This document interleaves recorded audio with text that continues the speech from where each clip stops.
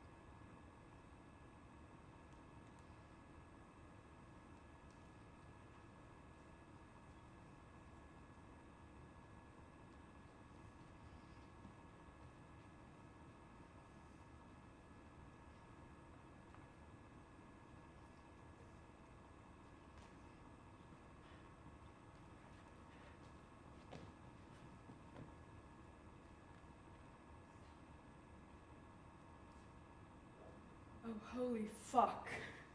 What have you done? Oh no. Oh hell no. It was 7 minutes after midnight. The dog was playing on grass in the middle of the room in front of Mrs. Shear's house. Its eyes were closed. It looked as if it was running on its side, the way dogs run when they think they're chasing a cat in a dream. But the dog was not running or asleep. The dog was dead. Get away from my dog. There was a garden fork sticking out of the dog. The dog was called Wellington. It belonged to Mrs. Shears, who was our friend. She lived on the opposite side of the road, 2 houses to the left. Get away from my dog. My name is Christopher John Francis Boone. I live at 36 Randolph Street, Swindon, Wiltshire. I know all the countries in the world and capital cities, and I can name every prime number up to 7,507. Get away from my dog, for Christ's sake!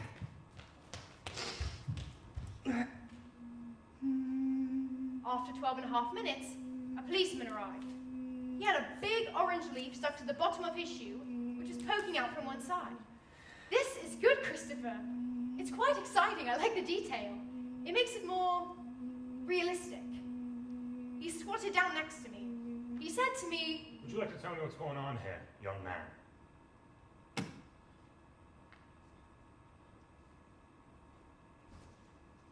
I do not tell lies. Mother used to say this was because I was a good person. But it's not because I'm a good person. It's because I can't tell lies.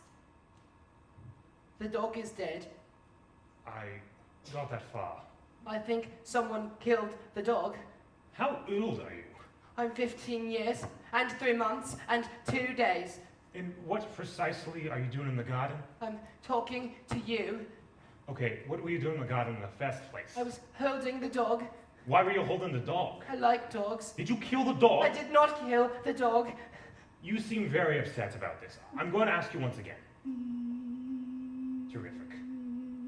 Young man, I'm going to have to ask you to stop making that noise and to stand up, please, calmly and quietly. Marvelous. Great. Just...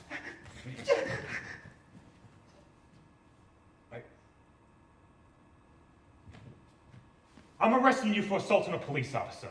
I strongly advise you to get in the back of the police car, because if you try any of that monkey business again, you little shit, I'm going to seriously lose my rag. Is that understood?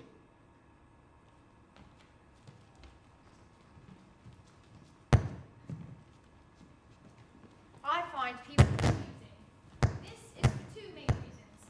The first main reason is that people do a lot of talking without using any words. Siobhan says that if you raise one eyebrow, it can mean lots of different things.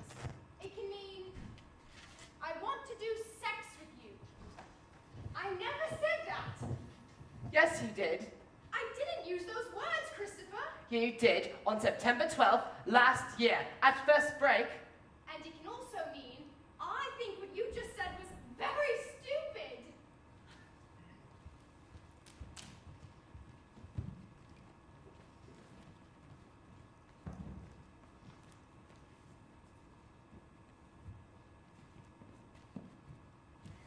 Could you empty your pockets into the tray, please, Christopher? Is that in case I have anything in them I could use to kill myself, or escape, or attack a policeman with? That's right. I've got a Swiss Army knife, but I only use that for doing odd jobs, not for stabbing things or hurting people. Jolly good. A piece of string. A piece of a wooden puzzle. 3 pellets of rat food for my pet rat, Toby. £1.47 made up of a £1 coin, a 50p coin, a 20p coin, two 5p coins, and a 2p coin. A red paper clip. A key for the front door. A Swiss Army knife with 30 attachments, including a saw and a wire stripper and tweezers and a toothpick. Could you take your watch off, please, Christopher? No, I'm sorry, Christopher? I need my watch to know exactly what time it is. Give it to your left. No! All right, son, you keep it. Do you have any family, Christopher? Yes, I do. And who is your family? Father and mother, but mother is dead. And also Uncle Terry, who is in Sunderland. He is my father's brother. And my grandparents too, but 3 of them are dead. And Grandma Burton lives in a home because she has senile dementia and thinks I am someone on television. Right. Lovely. Do you know your father's phone number, Christopher?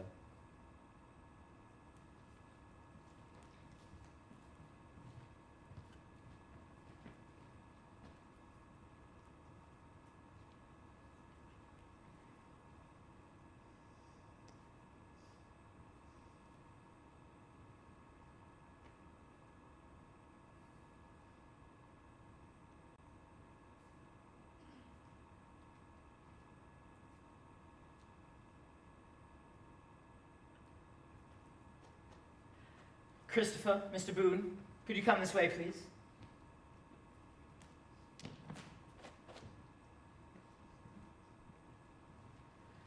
Now, I've spoken to your father, and he says you didn't mean to hit the policeman. Did you mean to hit the policeman? Yes. But you didn't mean to hurt the policeman. No, I didn't mean to hurt the policeman. I just wanted him to stop touching me. You do know that it is wrong to hit a policeman, don't you? I do. Did you kill the dog, Christopher? I did not kill the dog. You do know that it is wrong to lie to a policeman, don't you? And you can get in a great deal of trouble if you do. Yes. Do you know who killed the dog, Christopher? No. Are you telling the truth? Yes, I always tell the truth. Right. I'm going to give you a caution. Is that going to be on a piece of paper? Like a certificate I can keep? No. A caution means we are going to keep record of what you did, that you hit a policeman, but it was an accident and you didn't mean to hurt the policeman. But it wasn't an accident. Christopher, please. If you get into any more trouble, we will take out your record and see that you have been given a caution, and we will be forced to take things much more seriously. Do you understand what I'm saying, Christopher? Yes.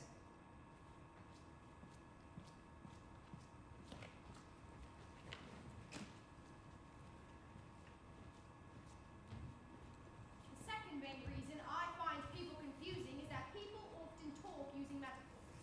These are examples of metaphors. I'm going to seriously lose my wrath. He was the apple of her eye. They had a skeleton in the cupboard. We had a real pig of a day. The dog was stone dead. The word metaphor means carrying something from one place to another, and it is when you describe something by using a word for something that it isn't. This means that the word metaphor is a metaphor. Wow, that's clever. It's true. Yes. I think it should be called a lie because a pig is not like a day and people do not have skeletons in their cupboards. And when I try to make a picture of the phrase in my head, it just confuses me because imagining an apple in someone's eye doesn't have anything to do with liking them a lot. And it makes you forget what the person was talking about.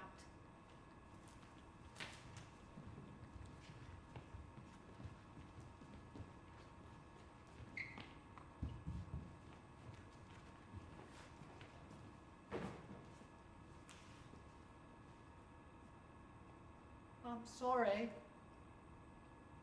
It's okay. I didn't kill Wellington. I know. Christopher, you have to stay out of trouble, okay? I didn't know I was going to get into trouble. I like Wellington and I went to say hello to him, but I didn't know that someone had killed him. Just try to keep your nose out of other people's business. I am going to find out who killed Wellington. Were you listening to what I was saying, Christopher? Yes, I was listening to what you were saying, but when someone gets murdered, you have to find out who did it so that they can be punished. It's a bloody dog, Christopher. A bloody dog. I think dogs are important too. I think some dogs are cleverer than some people. Steve, for example, who comes to school on Thursdays, needs help eating his food, and he probably couldn't even fetch a stick. Leave it. I wonder if the police will find out who killed him and punish the person. I said leave it, for God's sake. Are you sad about Wellington? Yes, Christopher, you could say that. You could very well say that. Mother died 2 years ago. I came home from school one day and no one answered the door. So I went and found the secret key that we keep under a flower pot outside the kitchen window. I let myself into the house and wiped my feet on the mat. I put the key in the bowl on the table. I took my coat off and hung it by the side of the fridge so it would be ready for school the next day, and gave 3 pellets of rat food to Toby. Who is my pet rat? I made myself a raspberry milkshake and heated it up in the microwave. Then I went up to my bedroom and turned on my bedroom light and played 6 games of Tetris and got to level 38, which is my 4th best ever score. An hour later, Father came home from work. Christopher, have you seen your mum? No. He went downstairs and started making some phone calls. I did not hear what he said. Then he came up to my room and said he had to go out for a while and he wasn't sure how long he would be. He said that if I needed anything, I should call him on his mobile phone. He was away for 2.5 hours. When he came back, I went downstairs.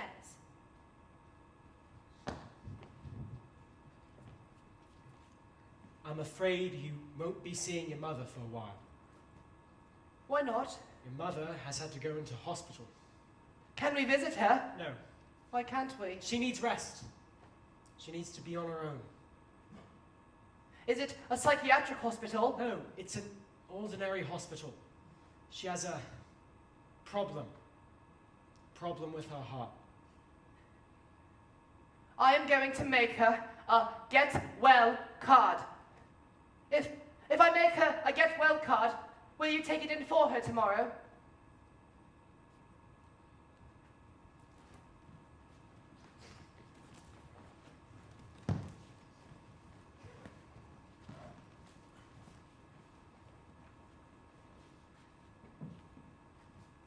How are you today, Christopher?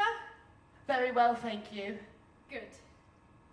In the bus, on the way to school, we passed 4 red cars in a row. 4? So today is a good day. That's great. I'm glad. I've decided I am going to find out who killed Wellington because a good day is a day for projects and planning things. Who's Wellington? Wellington is a dog that used to belong to my neighbour, Mrs. Shears, who was our friend, but he is dead now because somebody killed him by putting a garden fork through him. And I found him, and then a policeman came and thought I'd killed him, but I hadn't. And then he tried to touch me, so I hit him, and then I had to go to the police station. Gosh. So I've decided I'm going to try and find out who really killed Wellington and make it a project, even though Father told me not to. Did he? Yes, I see. I don't always do what I'm told. Why? Because when people tell you what to do, it is often confusing and does not make sense. For example, people often say, be quiet, but they don't tell you how long to be quiet for. No. Why did your father tell you not to try to find out who killed Wellington? I don't know. If your father said you shouldn't do something, maybe you shouldn't do it. Well, we're meant to be writing stories today. Why don't you write about what happened to Wellington? Okay, I will.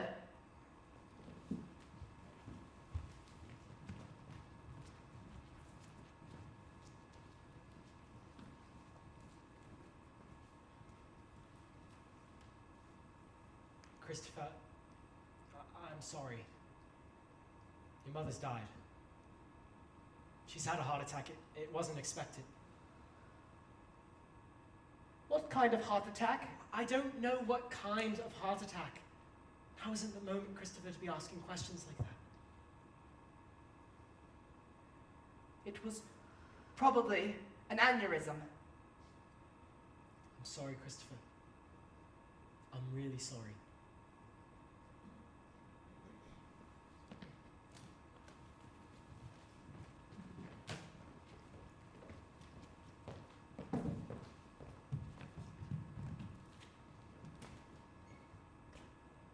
Reverend Peters, where is heaven? I'm sorry, Christopher. In our universe, whereabouts is it exactly? It's not in our universe. It's in another kind of place altogether. There isn't anything outside of our universe, Reverend Peters. There isn't another kind of place altogether. Except there might be if you go through a black hole. But a black hole is what is called a singularity, which means it's impossible to find out what is on the other side because the gravity of a black hole is so big that even electromagnetic waves, like light, can't get out of it. And electromagnetic waves are how we get information about things which are far away. And if heaven is on the other side of a black hole, then dead people would have to be fired into space on a rocket to get there. And they aren't. Well, people would notice. Christopher, we should talk about this on another day. Now more time.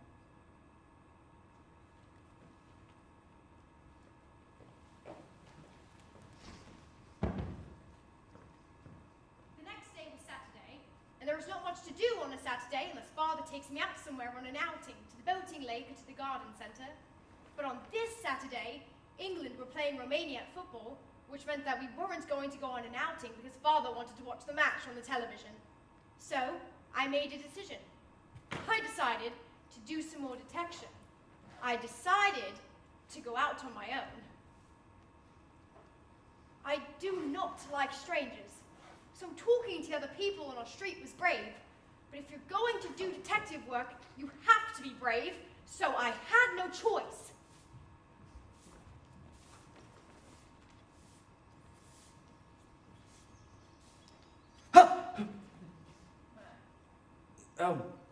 Can I help you? Do you know who killed Wellington? Who are you? Christopher Boone, from number 36. And I know you. You're Mr. Thompson. I'm Mr. Thompson's brother. Do you know who killed Wellington? Who the hell is Wellington? Mrs. Shears' dog. Mrs. Shears is from number 39. Someone killed their dog? With a fork. Jesus Christ. A garden fork. Oh. Do you know who killed him? Look, son, do you really think you should be going round asking questions like this? Yes, I do, because I want to find out who killed Wellington, and I'm writing a book about it. Well, I was in Colchester on Thursday, so you're asking the wrong bloke. Thank you for helping with my investigation. Do you know who killed Wellington? Bloody hell. Policemen really are getting younger, aren't they?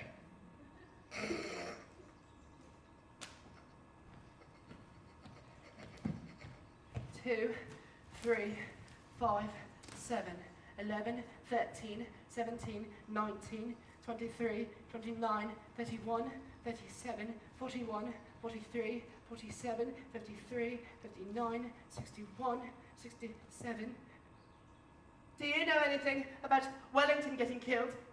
I heard about it yesterday. Dreadful, dreadful. Do you know who killed him? No, I don't. Well, somebody must know, because the person who killed Wellington knows that they killed Wellington. Unless they were a mad person and didn't know what they were doing. Or unless they had senile dementia. You're Christopher, aren't you? Yes? We haven't talked before, have we? No. I don't talk to strangers, but I'm doing detective work. I see you every day, going to school on your school bus when I'm walking my dog. It's very nice of you to come and say hello, even if it's only because you're doing detective work. Thank you.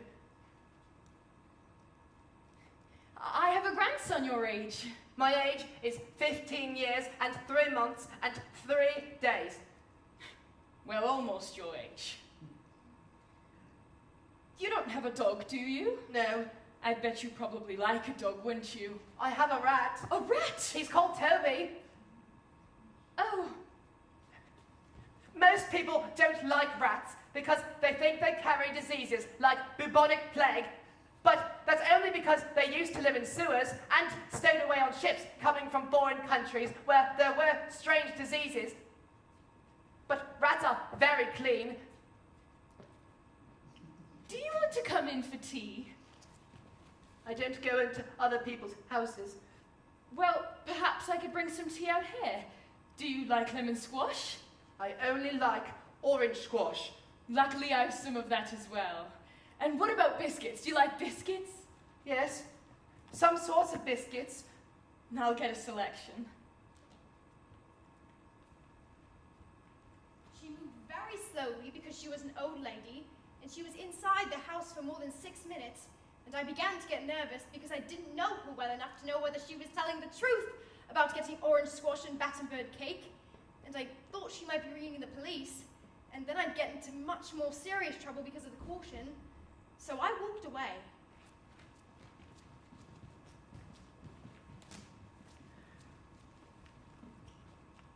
Why would you kill a dog?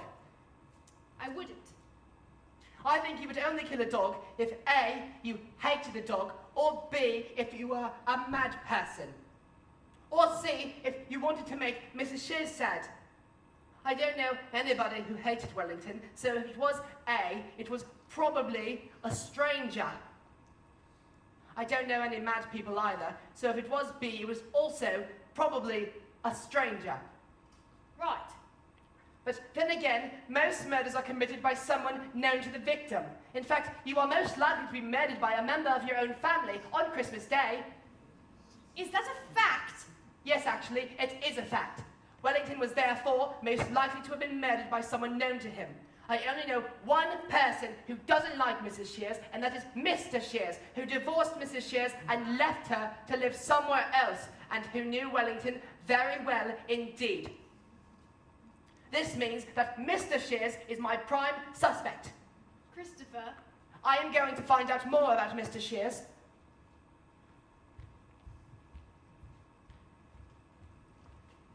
Where have you been? I have been out. I've just had a phone call from Mrs. Shears. What the hell were you doing poking around her garden? I was doing detective work, trying to figure out who killed Wellington. How many times do I have to tell you, Christopher? I told you to keep your nose out of other people's business. I think Mr. Shears probably killed Wellington. I will not have that man's name mentioned in my house. Why not? That man is evil. Does that mean he might have killed Wellington? Jesus wept. Okay, Christopher, I'm going to tell you this for the last and final time. I will not tell you again. Look at me when I'm talking to you, for God's sake. Look at me. You are not to go asking Mrs. Shears who killed that bloody dog. You are not to go asking anyone who killed that bloody dog. You are to stop trespassing on other people's gardens, and you are to stop this ridiculous bloody detective game right now. I'm going to make you promise me, Christopher, and you know what it means when I make you promise. I think I would be a very good astronaut. Yes, mate, you probably would. To be a good astronaut, you have to be intelligent, and I'm intelligent. And you also have to understand how machines work, and I understand how machines work. You would also have to be someone who would like being on their own in a tiny spacecraft thousands and thousands of miles away from the surface of the Earth and not panic or get claustrophobia or homesick or insane. And I really like little spaces so long as there is no one else in them with me. I noticed. Sometimes, when I want to be on my own, I get into the cupboard and slide in beside the boiler, and I pull the door closed behind me, and I just sit there and think for hours. And it makes me feel very calm.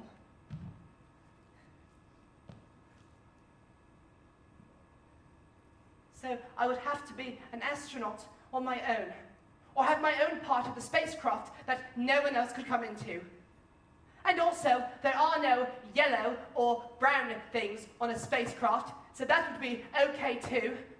And I would have to talk to other people from mission control, but we would do that through a radio link-up and a TV monitor, so it wouldn't be like talking to real people who are strangers, but it would be like playing a computer game.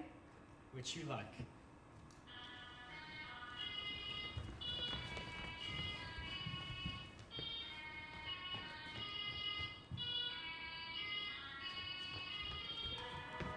Also, I wouldn't be homesick at all, because I'd be surrounded by lots of things I like, which are machines, and computers, and outer space, and I would be able to look out of a little window in the spacecraft and know that there was no one else near me for thousands and thousands. Christopher.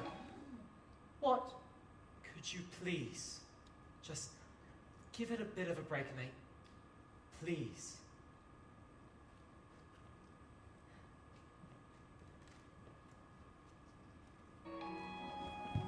And know that there was no one else near me for thousands and thousands of miles, which is what I sometimes do at night, in the summer.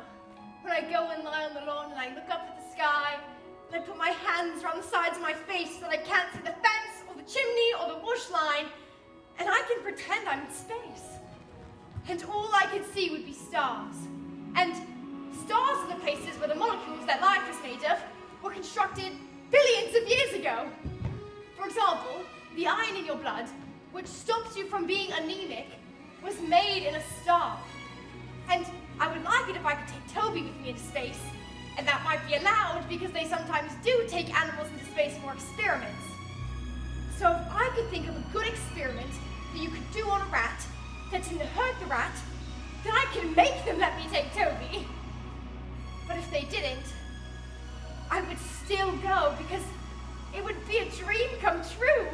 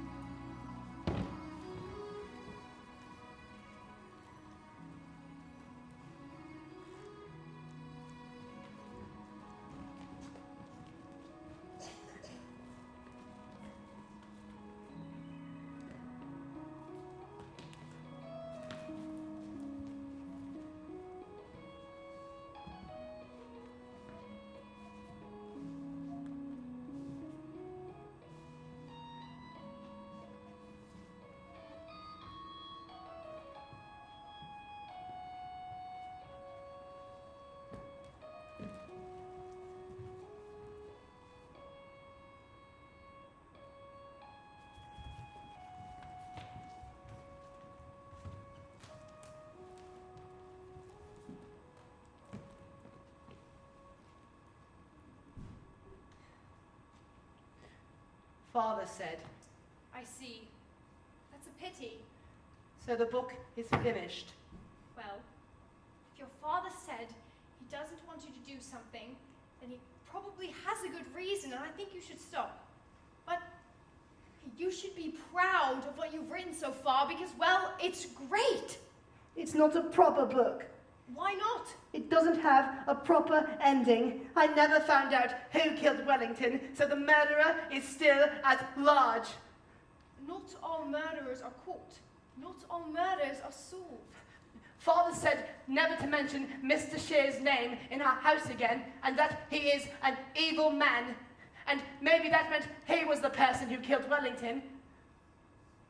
I think you should do what your father's told you to do.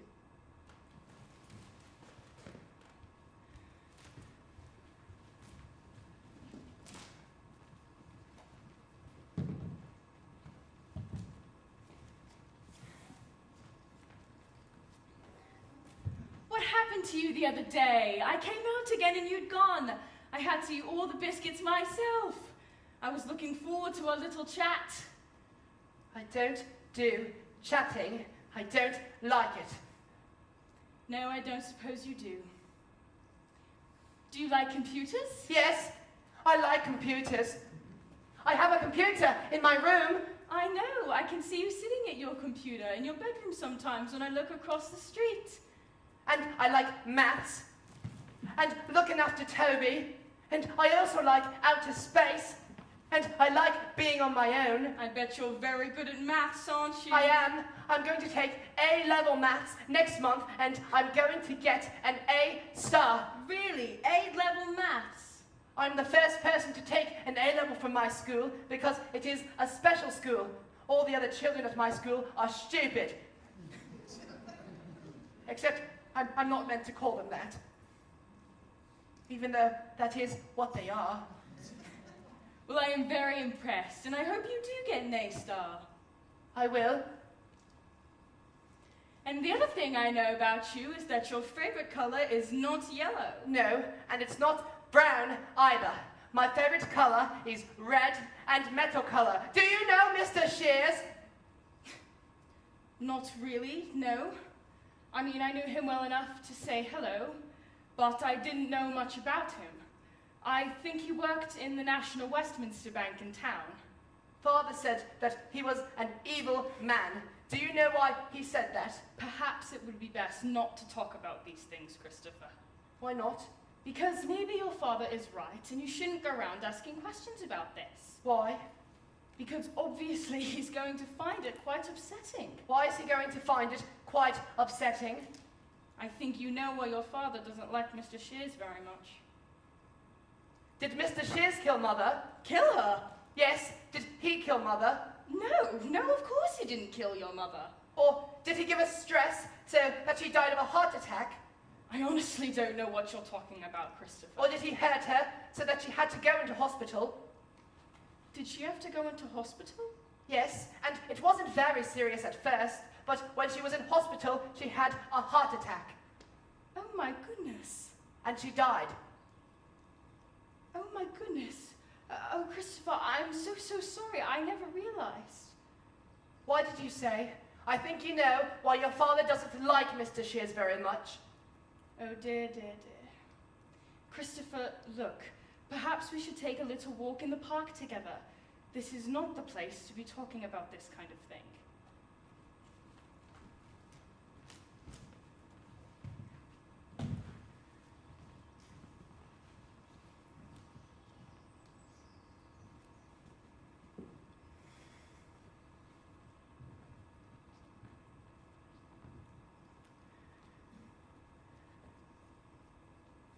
Christopher, I am going to say something to you, and you have to promise me that you will not tell your father that I told you this. Why? Christopher, please just trust me. I promise. Your mother, before she died, was very good friends with Mr. Shears. I know. No, Christopher, I'm not sure that you do. I mean that they were very good friends. Very, very good friends. Do you mean that they were doing sex? Yes, Christopher, that is what I mean. Christopher, I'm so sorry. I never meant to say anything that was going to upset you. Is that why Mr. Shears left Mrs. Shears? Because he was doing sex with someone else while he was still married to Mrs. Shears? Yes, I expect so. I think I should go now. Are you okay, Christopher? I can't be on my own with you because you are a stranger. I'm not a stranger, Christopher. I am a friend.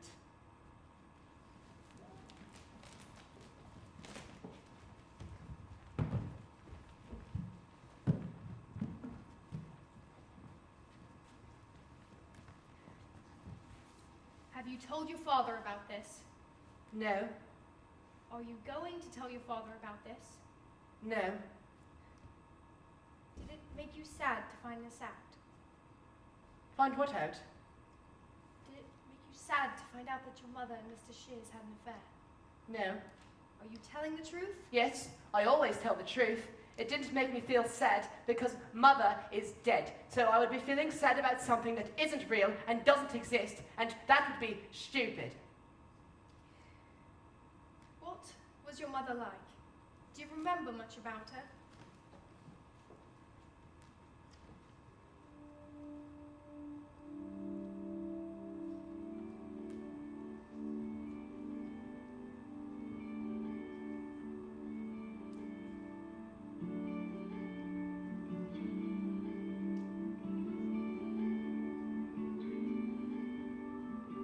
I remember the 20th of July, 2010. I was 9 years old.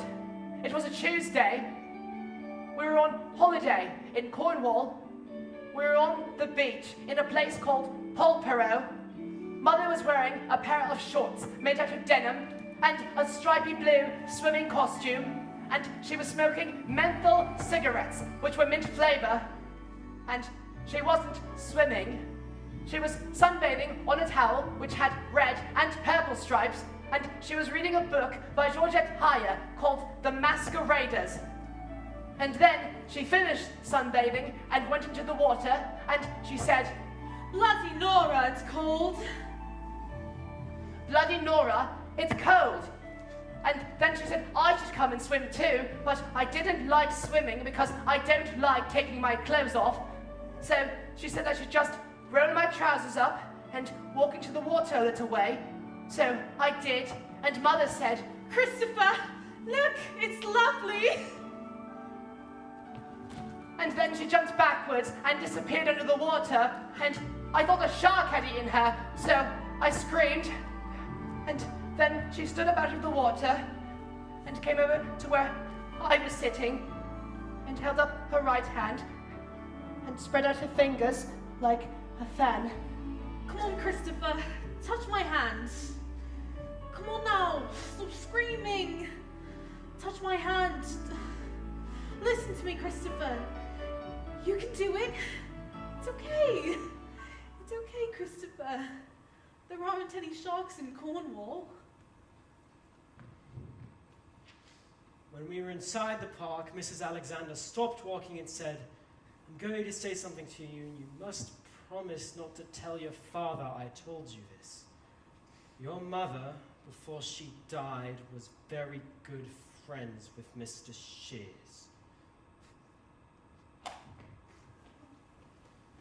And other times, she used to say, If I hadn't married your father, I think I'd be living in a little farmhouse in the south of France with someone called Jean. And he'd be, a local handyman. You know, doing painting, decorating for people, gardening, building fences. And we'd have a French bulldog in a veranda with figs growing over it. And there'd be a sunflower field at the bottom of the garden. And a little town on the hill in the distance. And we'd sit outside in the evening and drink red wine and smoke Gauloise cigarettes and watch the sun go down.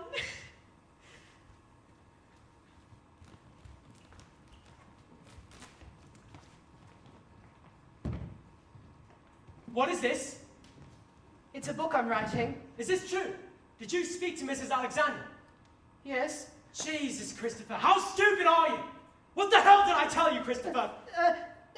Not to mention Mr. Shears' name in our house, and not to go asking Mrs. Shears or anyone about who killed that bloody dog, and not to go trespassing on other people's gardens, and to stop this ridiculous bloody detective game, except I haven't done any of those things.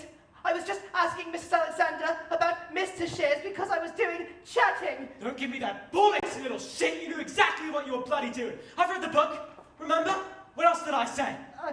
I don't know. Come on, memory man, not to go sticking your nose into other people's business. And what do? You go around sticking your nose into other people's business. You go around breaking up the past and sharing it with every Tom, Dick, and Harry you bump into. What am I going to do with you, Christopher? What the hell am I going to do with you? I was just chatting with Mrs. Alexander. I wasn't doing investigating. I ask you to do one thing for me, Christopher. One thing! I didn't want to talk to Mrs. Alexander. It was Mrs. Alexander who... No! No! No! No! No!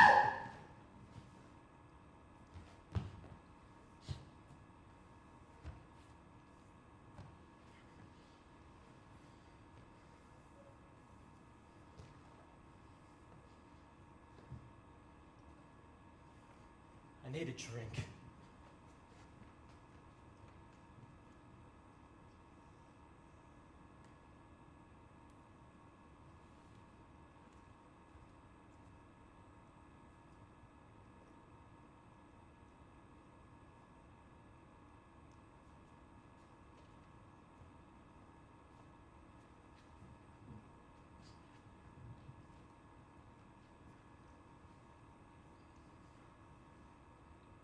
I'm sorry I hit you. I didn't mean to. Christopher, I love you very much. Don't ever forget that. I worry about you because I don't want to see you getting in trouble, because I don't want to see you get hurt. Where is my book? Christopher, do you understand that I love you?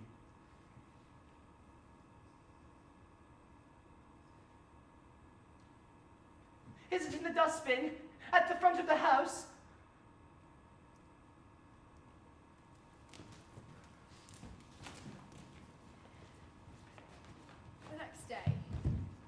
home from school. Father was still at work, so I went outside and looked inside the dustbin, but the book wasn't there. I wondered if Father had put it into his van and driven to the tip and put it into one of the big bins there, but I did not want that to be true because I would never see it again. One other possibility was that Father had hidden my book somewhere inside the house. So, I decided to do some detecting to see if I could find it. I started by looking in the kitchen.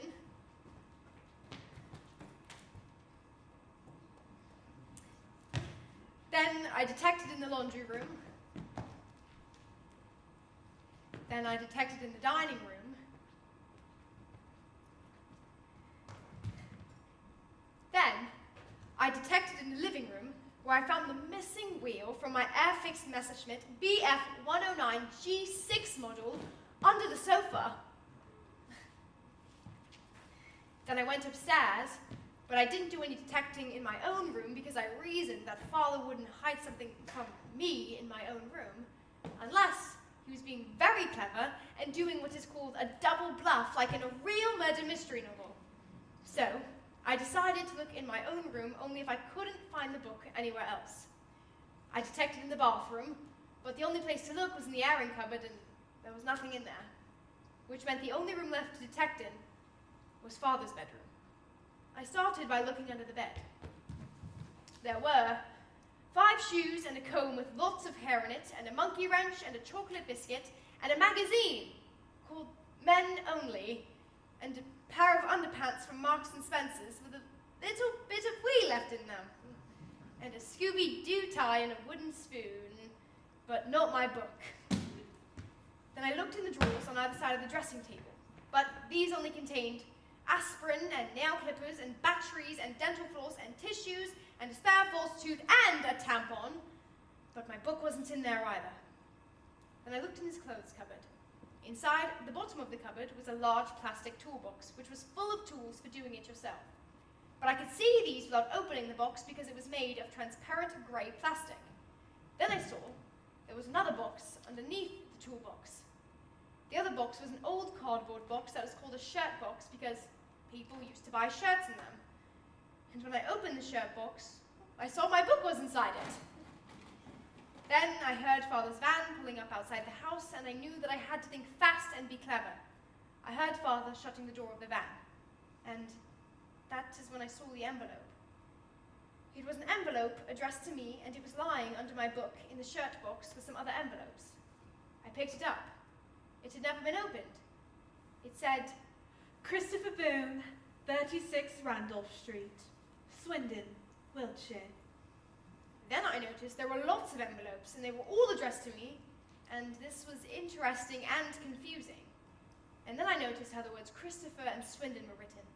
They were written like this. Christopher, Swindon. I only know 3 people who do little circles instead of a dot over the letter I. And one of them is Siobhan, and one of them was Mr. Loxley, who used to teach at the school, and one of them was Mother.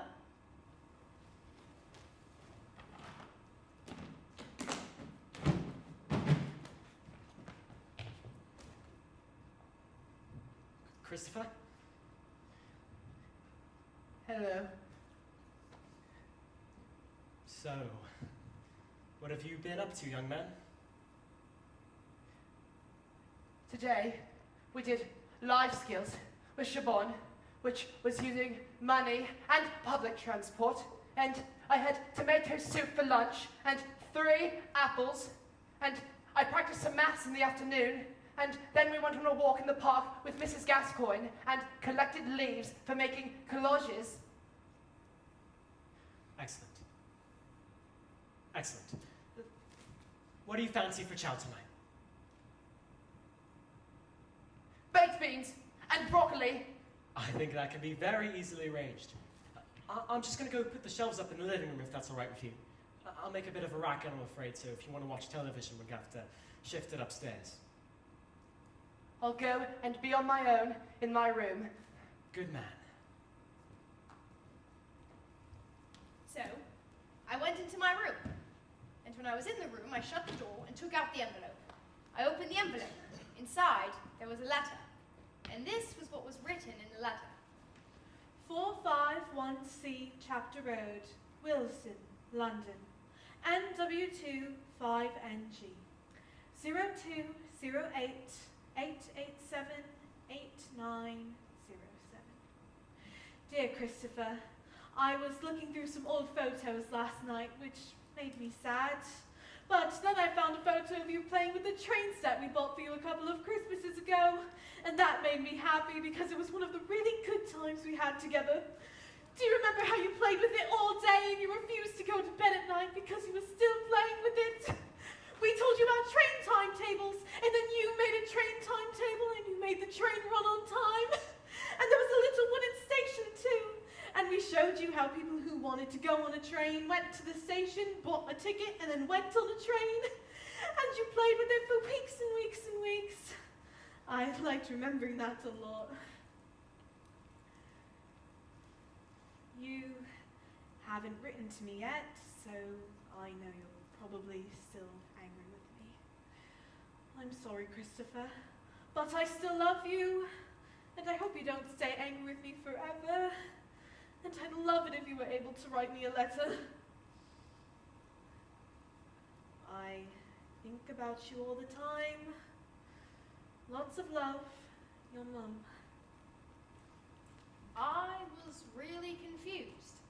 Mother had never written a letter to me before, and Mother had never lived in London. I looked at the front of the envelope and I saw there was a postmark, and there was a date on the postmark.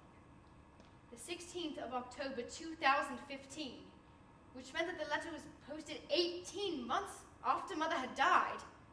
When I started writing my book, there was only one mystery to solve.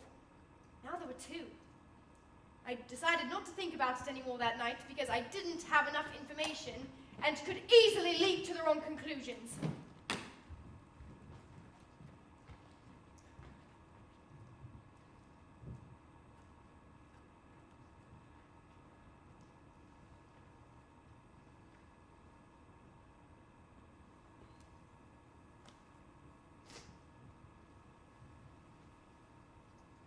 You're soaking. Yes. Give me your pullover. I'll hang it up. How was school? It was good, thank you. Joseph Fleming took his trousers off and went to the toilet all over the changing room floor and started to eat it, but Mr. Davis stopped him. Good old Mr. Davis, eh? Joseph eats everything. Does he?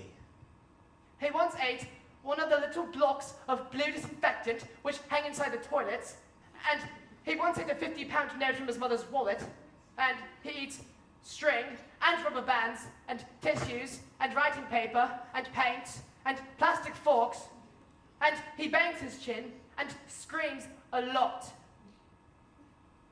I know how he feels. Christopher, I've got to go out. Why? There's been a call. There's a lady. The cellar's flooded. I've got to go out and fix it. Is it an emergency? Yes, mate. It is raining very heavily. It is. The rain looks like white sparks.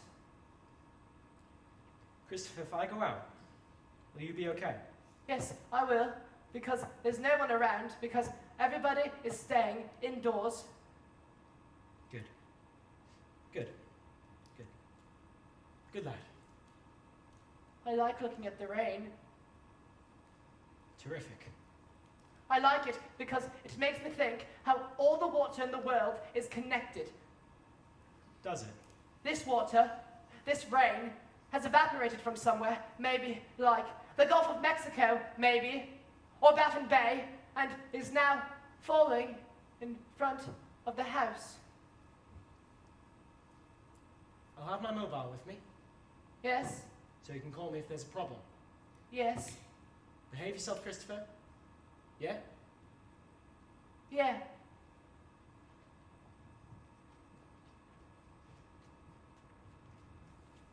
So, I went into his bedroom and opened up the cupboard and lifted the toolbox off the top of the shirt box and opened the shirt box. I counted out the letters. There were 43 of them. They were all addressed to me in the same handwriting. I took one and opened it. Inside was this letter. 451C Chapter Road, London, NW2 5NG, 0208 887 8907. Dear Christopher, I said that I wanted to explain to you why I went away when I had the time to do it properly. Now I have lots of time. So I'm sitting on the sofa here with this letter and the radio on, and I'm going to try to explain. I was not a very good mother, Christopher. Maybe if things had been different, maybe if you'd been different, I might have been better at it. But that's just the way things turned out. I'm not like your father. Your father is a much more patient person. He just gets on with things, and if things upset him, he doesn't let it show. But that's not the way I am. Do you remember when we were shopping in town once, and we went into Bentl's, and it was really crowded, and we had to get a Christmas present for Grandma, and you were frightened because of all the people in the shop. So you crouched down and put your hands over your ears, and you were in the way of everyone. So I got cross because I don't like shopping at Christmas either. And I told you to behave, and I tried to pick you up and move you. But then you shouted, and you knocked those mixers off the shelf, and everyone turned around to see what was going on.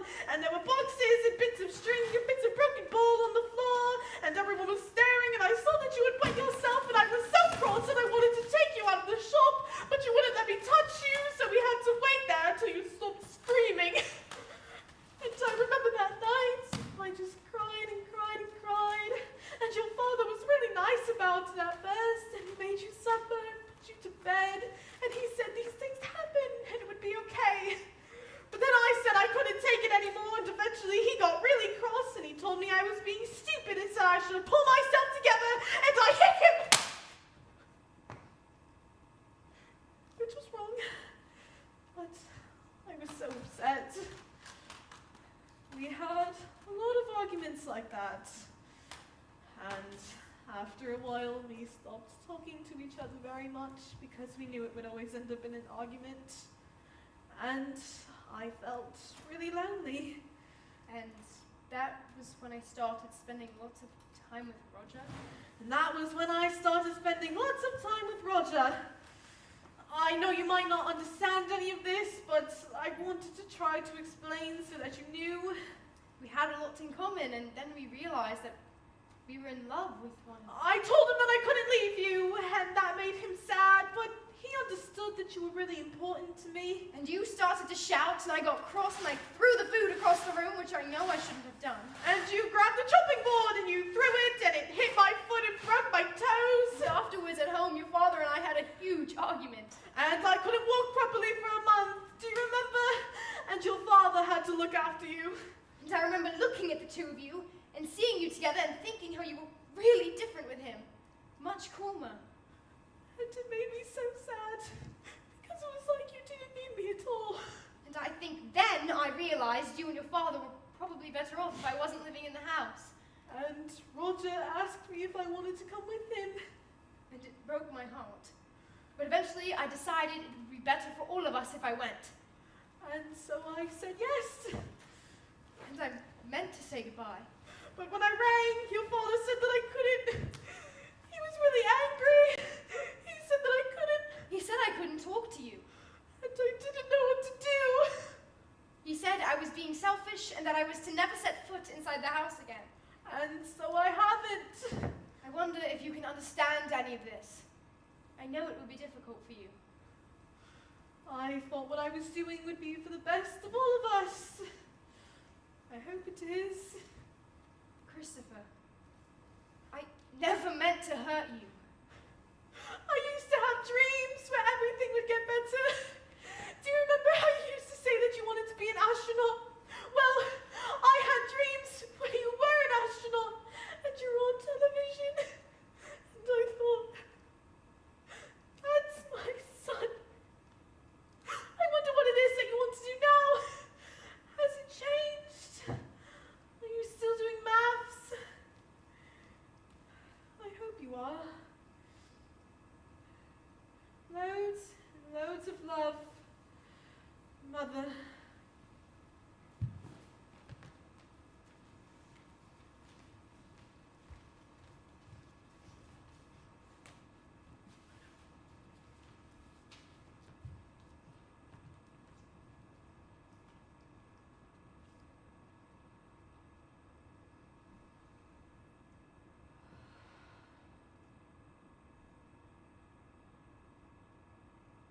Christopher? Christopher! Christopher, what the hell are you... What are you...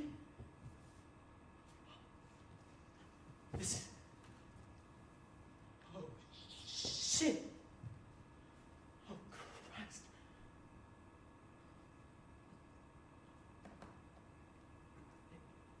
It was an accident.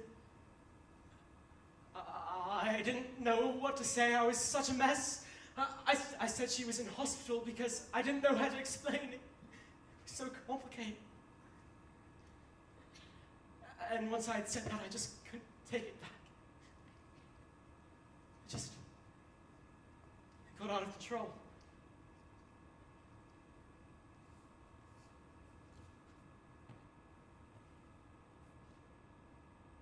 Oh, Jesus, Christopher.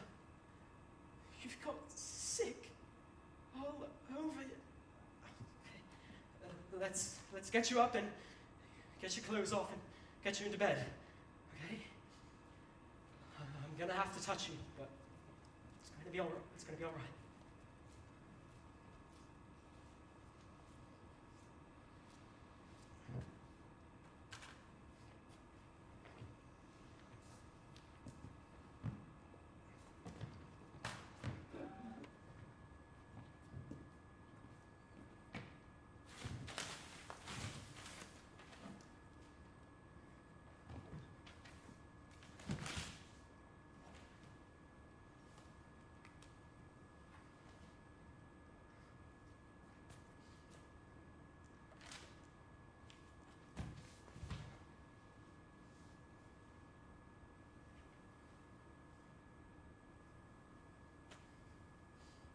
Look, maybe I shouldn't say this, but I want you to know that you can trust me.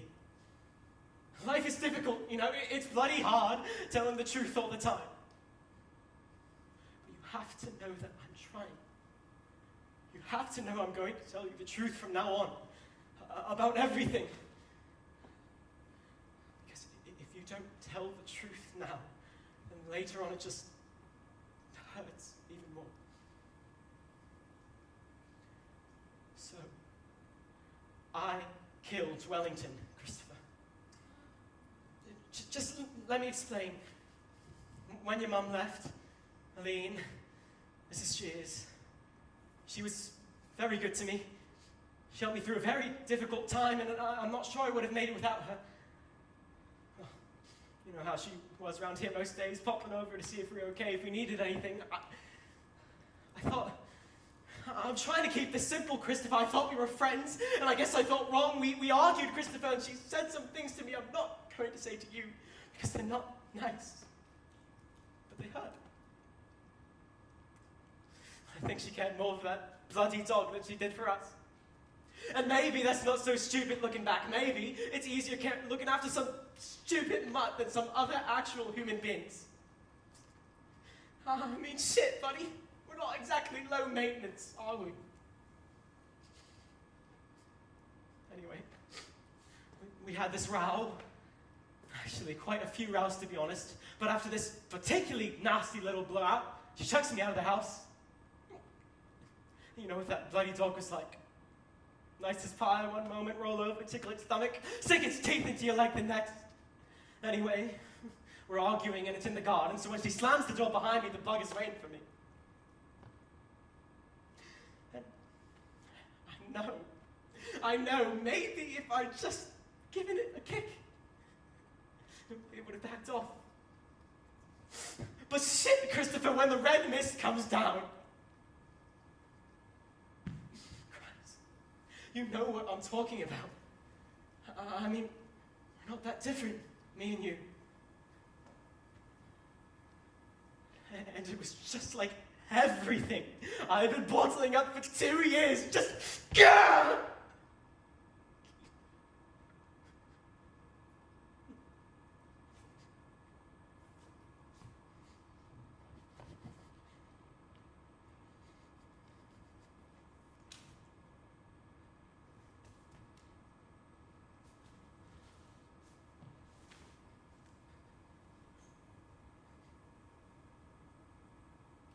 I promise you,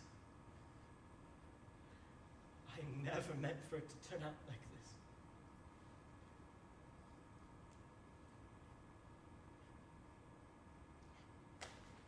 this. Okay. Let's leave it for tonight. Okay? I'm gonna go downstairs and you get some rest and we'll talk about it in the morning. Okay? It's going to be all right, Christopher. Trust me.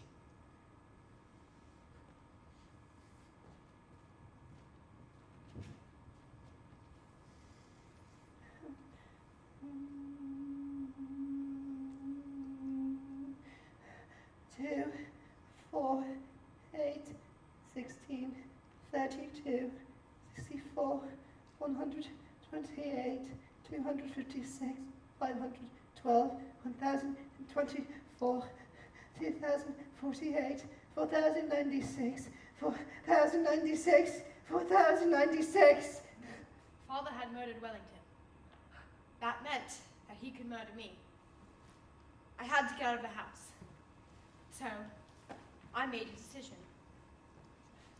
I did this by thinking of all the things I could do and deciding whether it was the right thing to do or not. Stay home.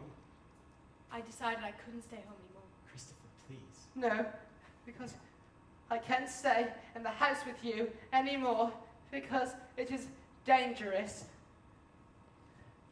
And I can't live with you because you can't look after me when school is closed. I could try. No, because you're a teacher, Yes. not a friend or a member of my family. Well, you could live with your Uncle Terry. You live in Sunderland. I don't know how to get to Sunderland. Get a train.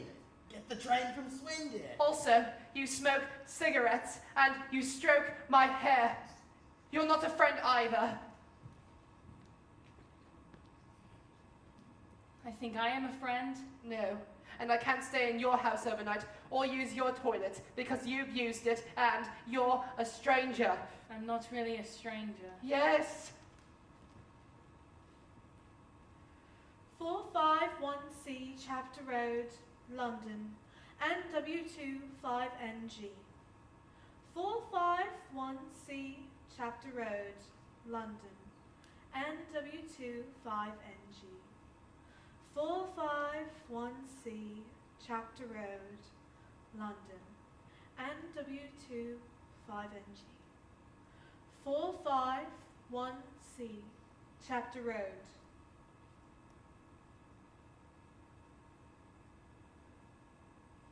London, NW2, 5NG.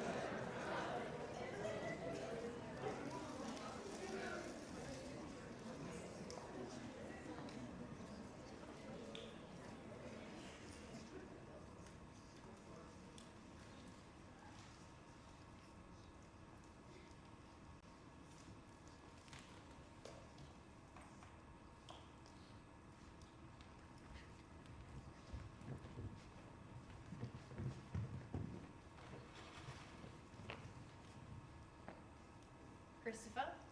I want to ask you something. Mrs. Gascoigne wondered if we'd like to do a play this year. She asked me to ask everyone if we'd like to make some kind of production for the school. Everyone could join in and play a part in it. I think it would be a good thing for everyone to join in and play a part in it. I wanted to ask you if you'd like to make your book into a play. No. I think it could be really good fun. I think it could be really good fun. No.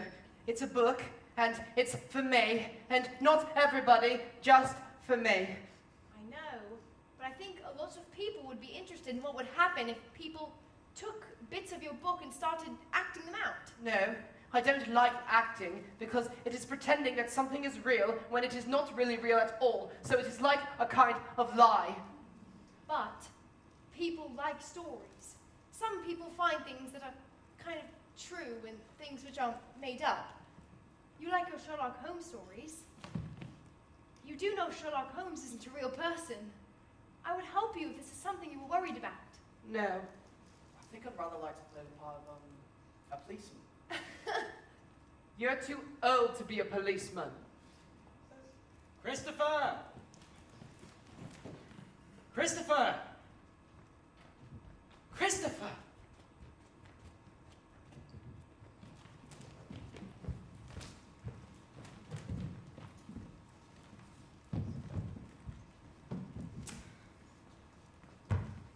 Christopher, what on earth has happened to you? Can you look after Toby for me? Oh. He eats special pellets, and you can buy them from a pet shop, and he needs fresh water every day too. Why do you need somebody to look after Toby for you, Christopher? I'm going to live with Mother. I thought you told me your mother was dead. I thought she was dead, but she was still alive, and Father lied to me, and also he killed Wellington. Is your mother here? No, Mother is in London. So you're going to London on your own? I think I am going to do that, yes. Where is your father at the moment, Christopher? I don't know. Well, perhaps we should try and give him a ring and see if we can get in touch with him. I'm sure he's worried about you, and I'm sure there's been a dreadful misunderstanding.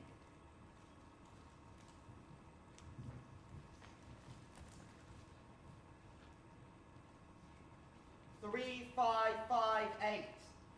3, 5, 5, 8. 3, 5, 5, 8. 3, 5, 5, 8. 3, 5, 5, 8. 3, 5, 5, 8. 3, 5, 5, 8.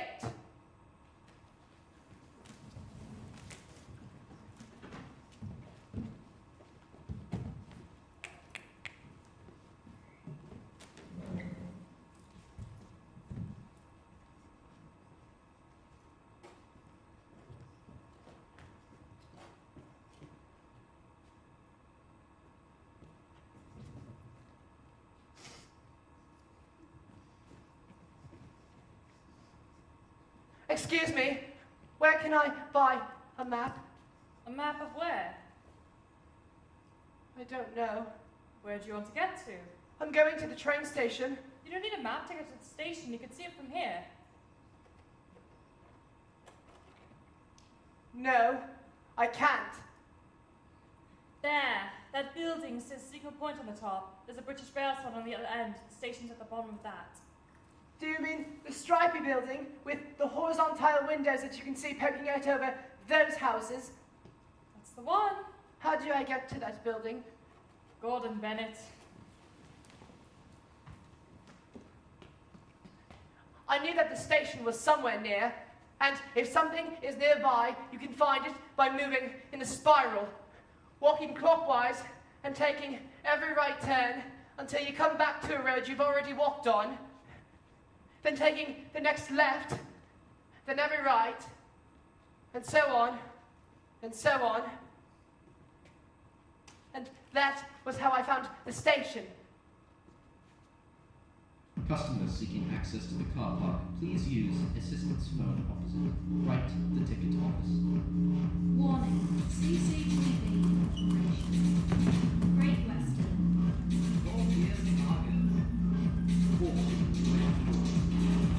Your 15, patrolling line from 1 Main Street.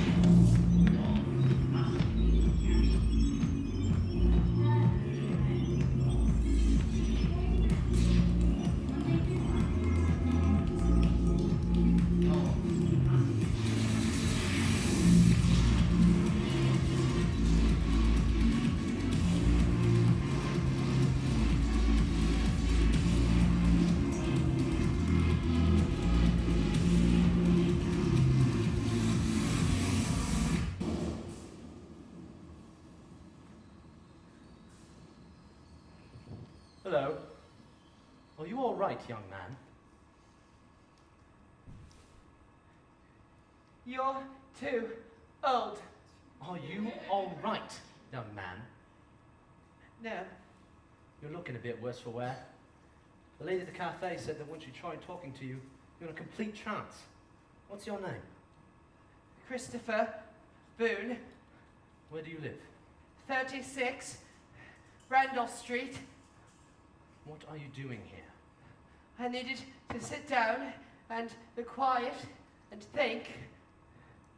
Okay, let's keep it simple. What are you doing at the railway station? I'm going to see Mother. Mother? Yes, Mother. When's your train? I don't know. She lives in London. I don't know when there's a train to London. So, you don't live with your mother? No. But I'm going to. Well, where does your mother live? In London. Yes, but where in London? 451C, Chapter Road, London, NW2, 5NG. What is that? That's Toby, my pet rat. A pet rat? Yes, a pet rat. He's very clean and he hasn't got bubonic plague. Well, that's very reassuring. Yes. Have you got a ticket? No. So how precisely were you planning on getting to London then? I have a cash point card. Is this your card? No. It's Father's. Father's. Yes. Father's. Okay. He tells me the number. It's 3558. Shh. Why don't you and I just take a little stroll over to the cash machine, eh? You mustn't touch me. Why would I want to touch you? I don't know. Well, neither do I.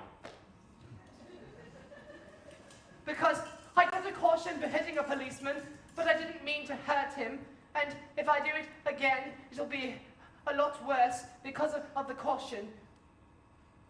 Please insert your card. You're serious, aren't you? Yes. Enter your personal number. You lead the way. Where? Back by the ticket office. Please enter amount. £10, £20, £50, £100. How much does it cost to get a ticket to London? About 20 quid. Please wait. Your transaction is being processed. Is that pounds? Christ. Yep. It's £20. Please take your card and wait for your cash. Where do I get a ticket for the train from? In there.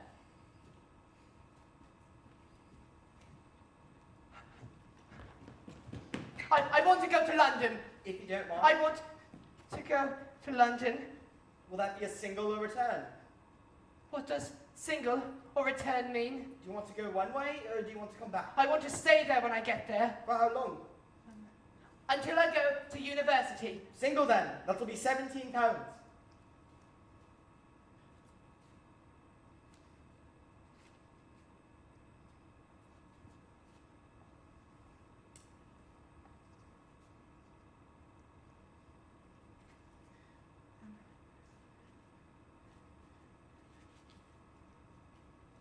When is the train to London? Platform 1, 5 minutes. Where is platform 1? Through the underpass and up the stairs. You'll see the signs.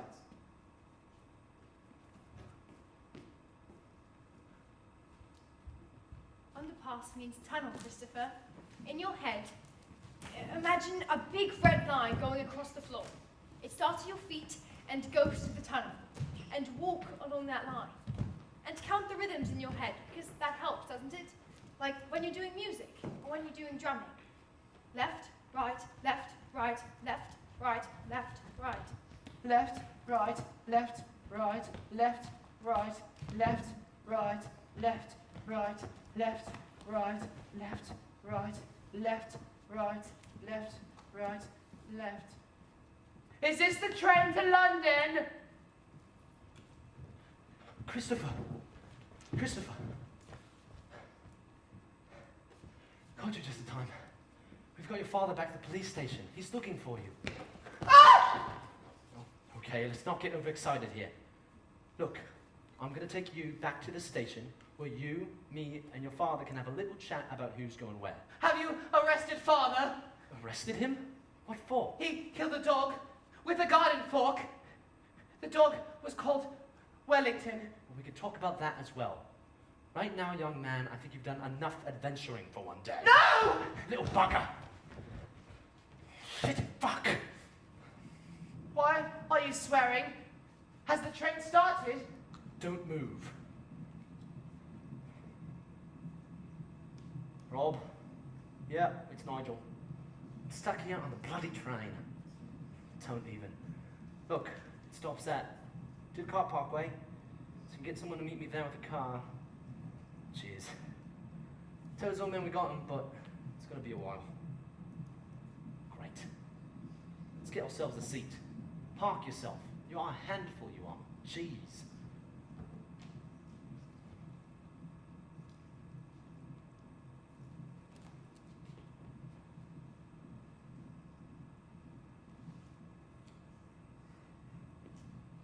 I notice everything. Most other people are lazy. They never look at everything. They do what is called glancing, which is the same word for bumping off something and carrying on in almost the same direction. And the information in their head is really simple.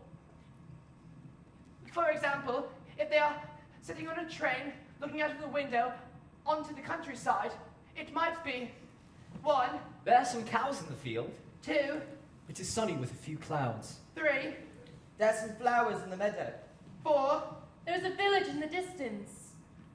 and then they would stop noticing anything because they'd be thinking something else, like, I wonder if Julie's dog has given birth yet. or, And why am I with the gas cooker on?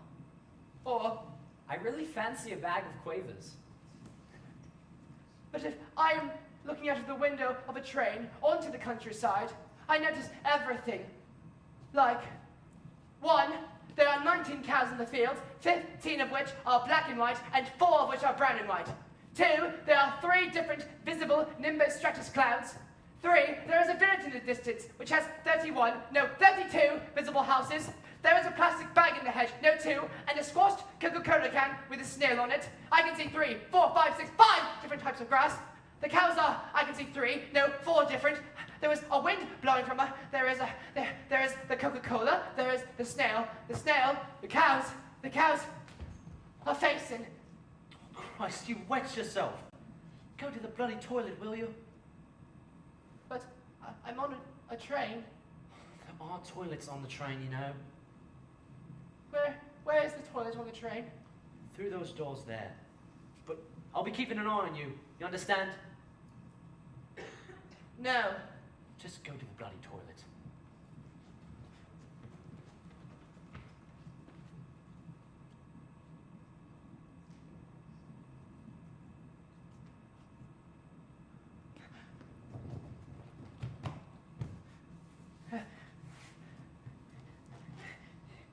Two, 3, 5, 7, 11, 13, 17, 19, 23, 29, 31, 37, 41, 43, 47, 53, 59, 61, 67, 71, 73, 79, 83, 89, 91, 101, Christopher! 107, 109, 113, 127, 131, 137, Christopher! 151, 160, Bloody hell! 170, 173, 179, 181, Good God, you scared me.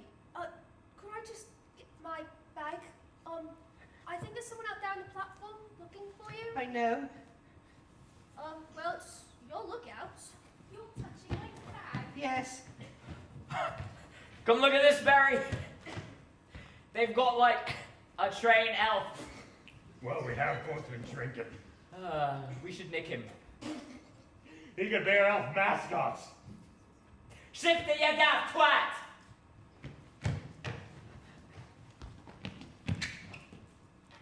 Bollocks, that's not my bag!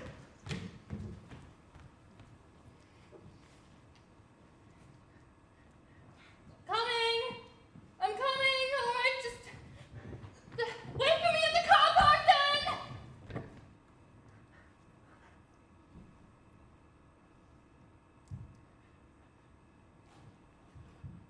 I waited for 9 more minutes, but nobody else came past, and the train was really quiet, and it didn't move again. So I realized that the train had stopped, and I knew that the last stop on the train was London, so I got off the train. Left, right, left, right, left, right. Left, right, left, right, left, right, left, right, left, right, left, right, left, right, left, right, left, right, left, right, left, right, left, right, left, right, left, right, left, right, left, right.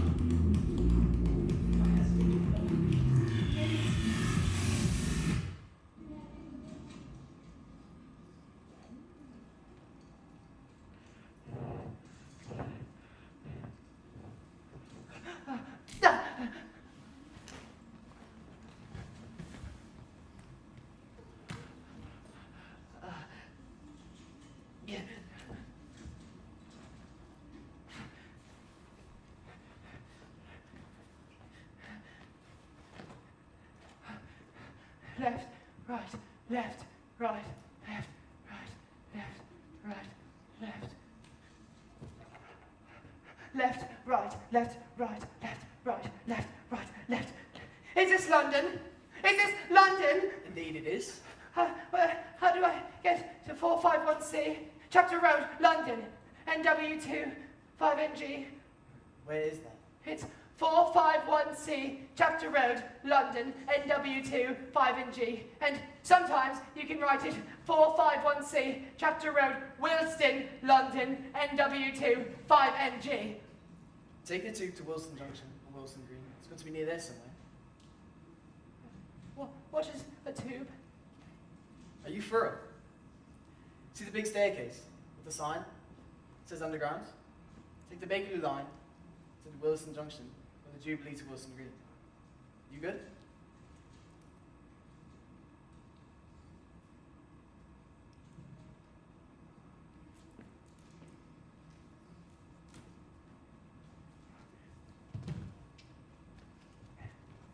Don't do this, Christopher. Get away from me! Christopher, you won't be able to. I'm doing really well. You haven't got any money. I have.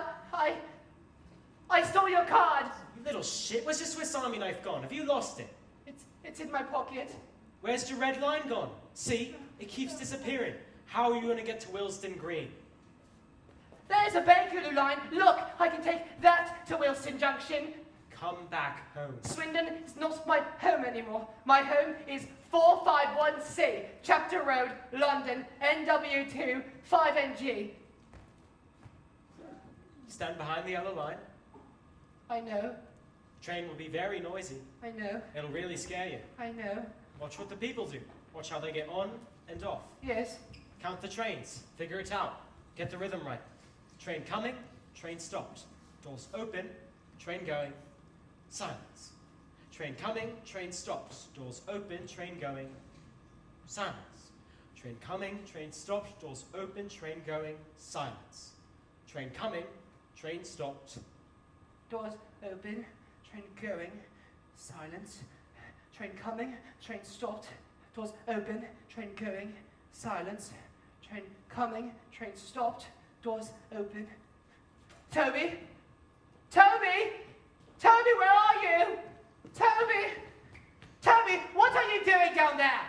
Toby, get back up here this instant, I'm warning you. Right, I'm coming down there, Toby. And when I catch you, I'm going to be very cross. Jesus, what are you doing? My rat is on here. Get out of there, for God's sake! Toby, it's filthy down here. You'll get so dirty. Oh my days! What is he doing? Well, what does it sodden well look like he's doing? Call somebody, get somebody, just to stand there. Mates, please get back up here. I can't get back up there. My rat is on here. What? Mates, please, you're gonna get yourself killed. You're going to have to go down there and get him. Me? What the hell has this got to do with me? He's a kid, you can't just let him get hit. Yes, I know he's a kid. I can see he's a kid by sodding well looking at him. Mates, please, come on. Toby, stop being so difficult. I don't believe this is happening. This is ridiculous. Mates, get your ass out there now. Don't panic. I found him. Help him then, you muppet. Christ, oh Christ. What in God's name do you think you are playing at? I was finding Toby, my pet rat. Fucking Nora. Is he okay? Him? Oh, thanks a fucking bundle. Jesus Christ. Pet rat. Shit. My train. Fuck. Are you okay? Ah! All right, is there anything I can do to help you then? Stand further away. I've got a Swiss Army knife, and it has a saw blade, and it could cut someone's finger off. Okay, buddy, I'm gonna take that as a no.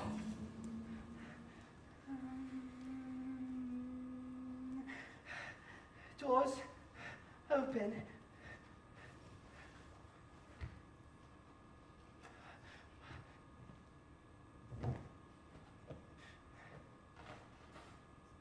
Is this train going to Willesden Junction? There are 53,963 on spending the next journey. Bye, darlings. 343 bed. Discover gold.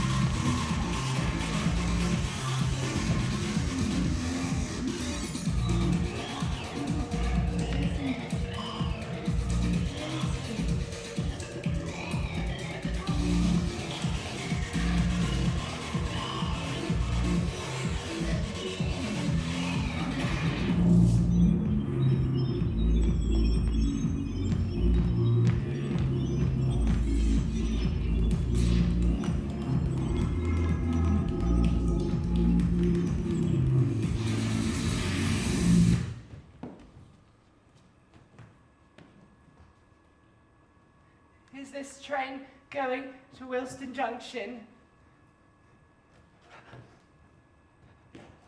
Where can I find 451C, Chapter Road, London, NW2 5NG? A to Z map of London. 595. Not a walking encyclopedia. Is that the A to Z? No, it's a bloody chihuahua. Is that the A to Z? Yes, it's the A to Z. Can I buy it? It's 595, but you'll give me the money first. I'm not having you scarpering.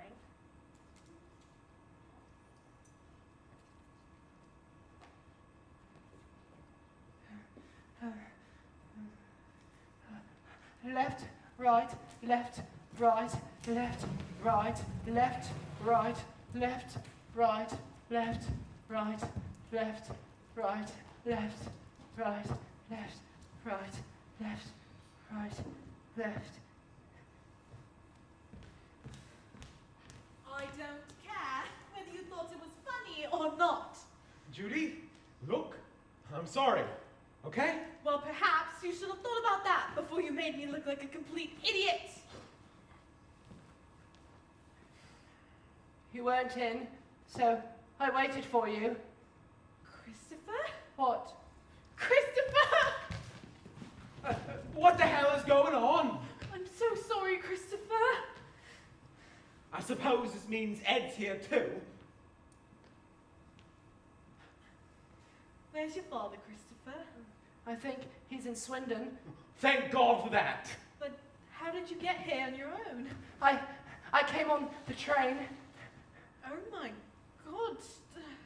Christopher, I didn't think I'd ever... Why are you here on your own? Oh, Christopher, you're soaking. Roger, don't just stand there. Are you going to come in? Are you going to stay out here all night? I'm going to live with you because Father killed Wellington with a garden fork. Jumping Jack, right? Roger, please. Come on, Christopher. Let's go inside and get you dried off. Come on then, soldier. You'll catch your death out here. You follow Roger. He's hungry. Have you got any food I can give him? And some water?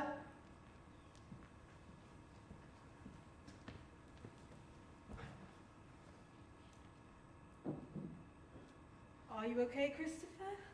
I'm tired. I know, love. I can get you a blanket. No, don't. I've got a sleeping bag in my rucksack. Will you let me help you get your clothes off then? I can get you a clean t-shirt. You could get yourself into bed. T-shirt! Pass me a t-shirt!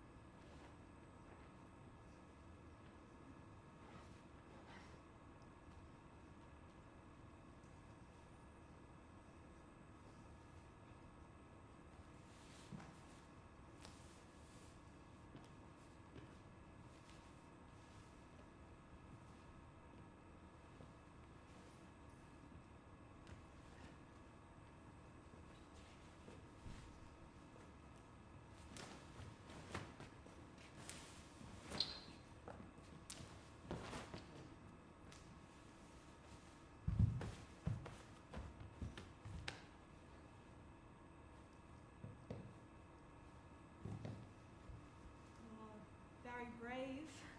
Yes, You never wrote to me. I know. Why didn't you write to me, Christopher?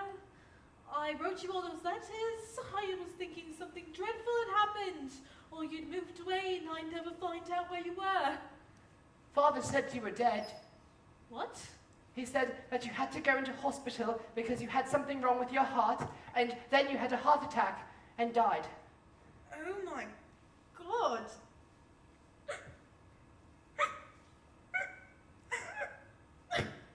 are you doing that for? I'm so sorry, Christopher. What for? Bastard! The bastard! Christopher, let me hold your hand. Just for once. Just for me, will you? I won't hold it hard. I don't like people holding my hand. No. Okay. That's okay.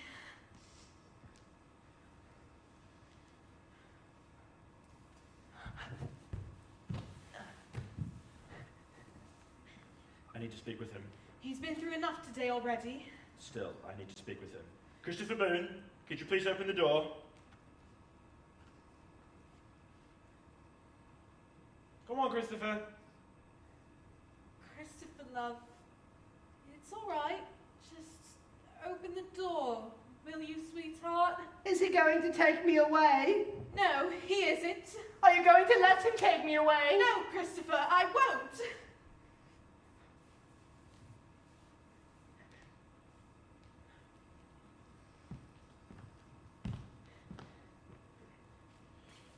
Your father says you've run away. Is that true? Yes. Is this your mother? Yes. Why did you run away? Because Father killed Wellington, who is a dog, so that meant he could kill me too. So I've heard. Do you go back to Swindon? Back to your father, or do you want to stay here? I want to stay here. How do you feel? I want to stay here. Hold on, I'm asking your mother. He told Christopher I was dead. Okay, let's not get into who said what here. I'm just trying to figure out. Of course he can stay. Well, that probably settles it as far as I'm concerned. Are you going to take me back to Swindon? No, I won't. If your husband turns up and causes any trouble, just give us a ring. If not, you have to settle it on your own. I'm talking to him whether you like it or not. Roger, don't just... I'm not going to be spoken to like that in my own home. I'll talk to you how I damn well like. You have no right to be here. He's my son, in case you forgot it. What in God's name did you think you were playing at, saying those things to him? You were the one that bloody left. So you decided to just wipe me out of his life altogether? Now, let's all just calm down here, shall we? Well, isn't that what you wanted? I wrote to him every week. What's the use in writing to him? Well. I cooked his meals, I cleaned his clothes, I looked after him when he was ill, I took him to the doctor, I worried myself sick every time he wandered off somewhere at night. I went to school every time he got into a fight. And you? What? You wrote him some bloody letters. So you thought it was okay to tell him his mother was dead? Now is not the time. I'm gonna go see him. If you try to stop me. Christopher, it's all right. I won't let him do anything. Christopher? Christopher, I'm sorry about the letters. I never meant. I promise I will never do anything like that again. Shit, Christopher. Please. Mr. Boone. How the hell did you get in here? Did you call him? Mr. Boone, come on, mate. Don't you make me. This is my son. I know, we can all just get this settled. Just please, come with me. Ed, you should go. Frightened. I'll be back. Christopher, I promise you, lad. I promise you.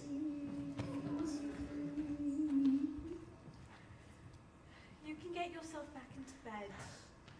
Everything's going to be all right. I promise you.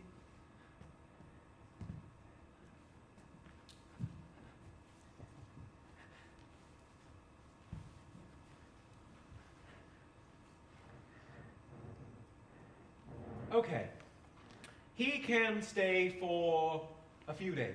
He can stay as long as he needs to stay. This flat's hardly big enough for 2 people, let alone 3. He can understand what you're saying, you know. What's he going to do? We've both got jobs. There's no school for him to go to. It's bloody ridiculous. Roger, that's enough. You can stay as long as you want to stay.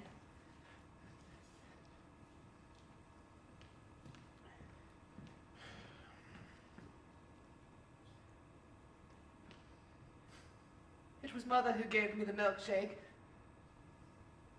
It was Mother who gave me the milkshake, not you. You need to shout more loudly at him, like you're really angry with him, not just being nice. Okay. Roger, that's enough. You can stay as long as you want to stay. I have to go back to Swindon. But Christopher, you've only just got here. I have to, because I have to sit my maths A-level next week.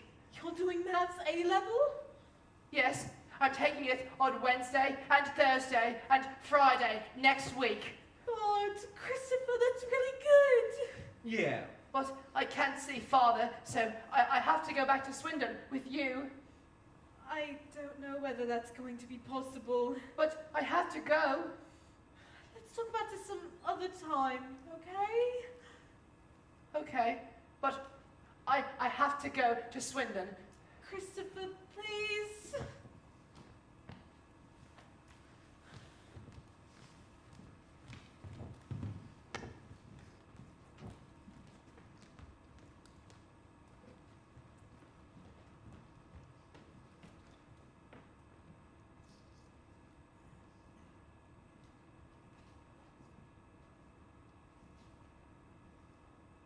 What time is it?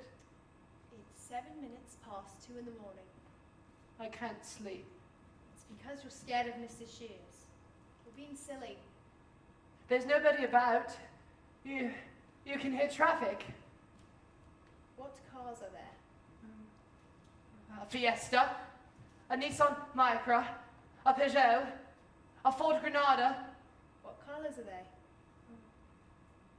I can't tell. I can only see orange and black and mixtures of orange and black.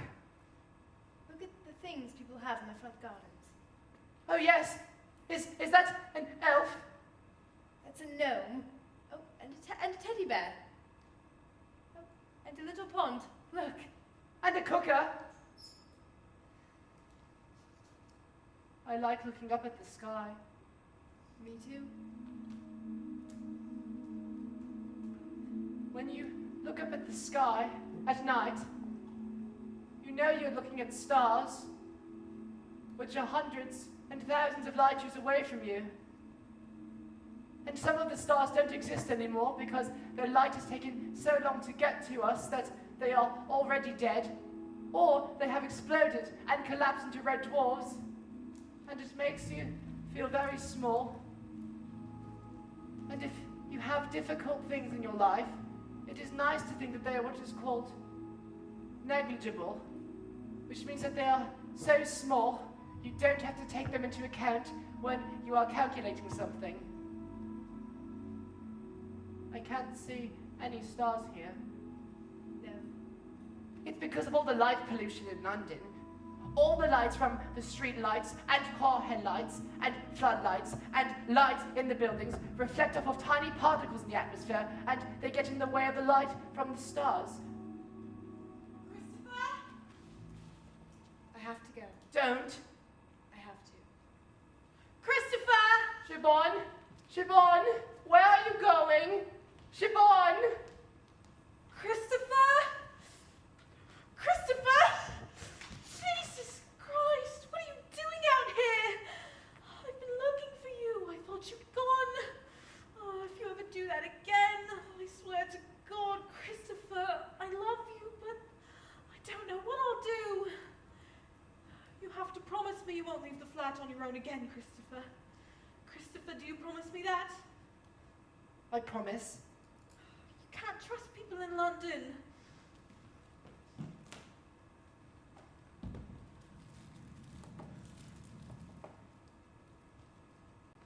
Would you like an ice lolly? Yes, I would please. Would you like a strawberry one? Yes, I would please, because that's red.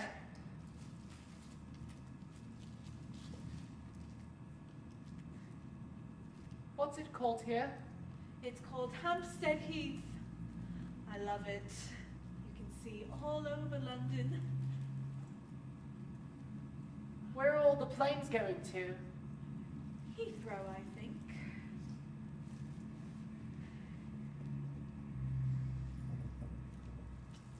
Christopher, I rang Mrs. Gascoigne. I told her that you'll take your maths A-level next year. No! Christopher, please! Calm down. Okay, Christopher. Just calm down, love. Is he okay? What does it look like to you?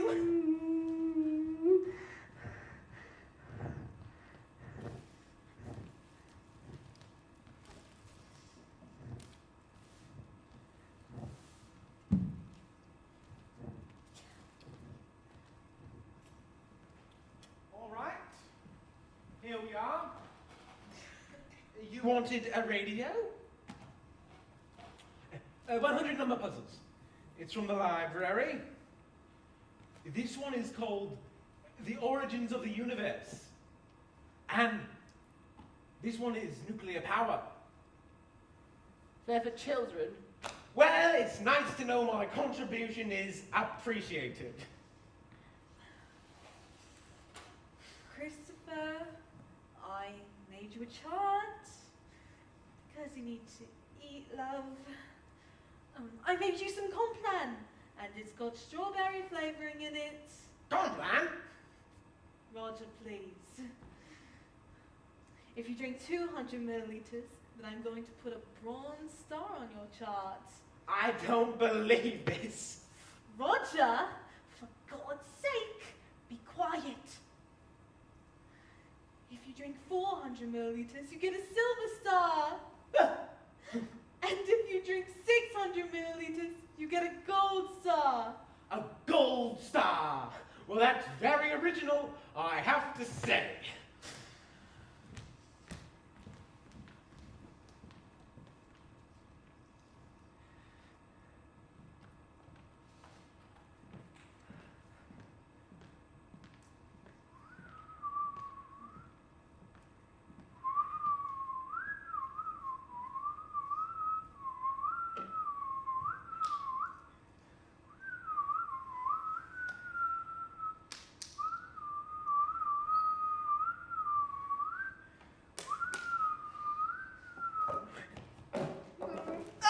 You think you're so clever, don't you?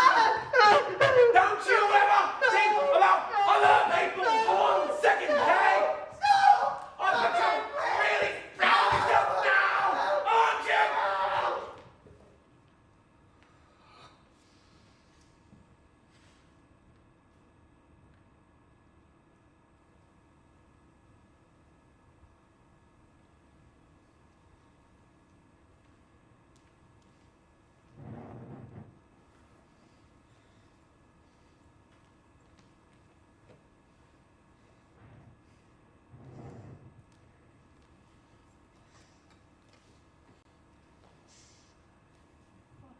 What time is it? Shh. It's 4 o'clock in the morning. What are you doing? I'm packing some clothes. Where is Mr. Shears? He's asleep. Come downstairs. Bring Toby. Get into the car.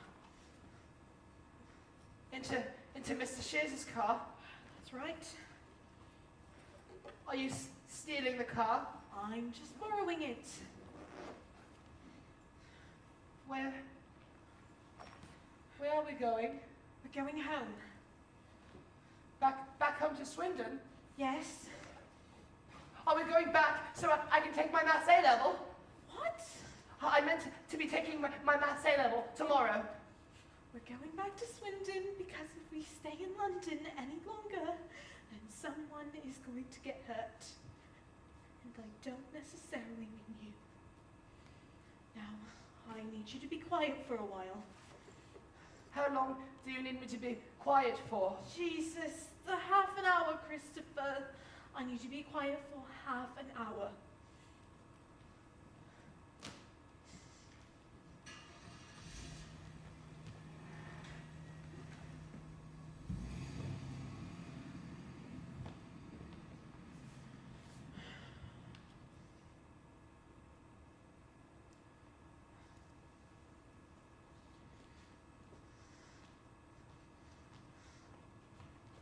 Why the hell are you here?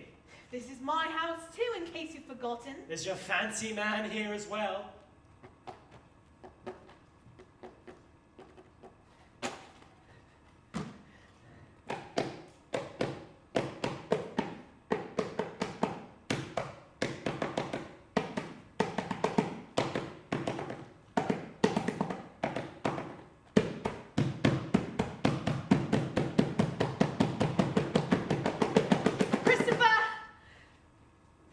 Christopher, he's gone. You don't need to panic. Where's he gone to? He's gone to stay at his friend's house for a while. Is he going to be arrested? What for? For killing Wellington? I don't think so. I think he'll only be arrested if Mrs. Shears presses charges. What's that? It's when you tell the police to arrest somebody for little crimes. They only arrest people for little crimes if you ask them. Is killing Wellington a little crime? Yes, love, it is. In the next few weeks, we're going to try to get a place of our own to live in. Does this mean that I can still take my maths A-level? You're not listening to me, are you, Christopher? I am listening to you. I told you. I rang your headmistress. I told her you were in London. I told her you'd do it next year. But I'm here now, so I can take it. I'm sorry, Christopher. I didn't know we'd be coming back. This isn't going to solve anything.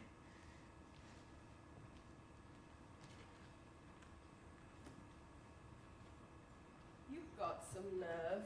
Where are we going? Swanning around here as though nothing ever happened. Ignore her, Christopher. So, he's finally dumped you too, has he? Well, what is Mrs. Shears doing? You had it coming. Don't pretend that you didn't, because you bloody did. Where are we going? We're going to the school.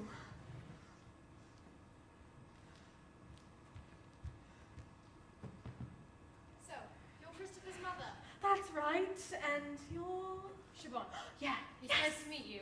Yes, it's nice to meet you too. Hello, Christopher. Hello. Are you okay? I'm tired.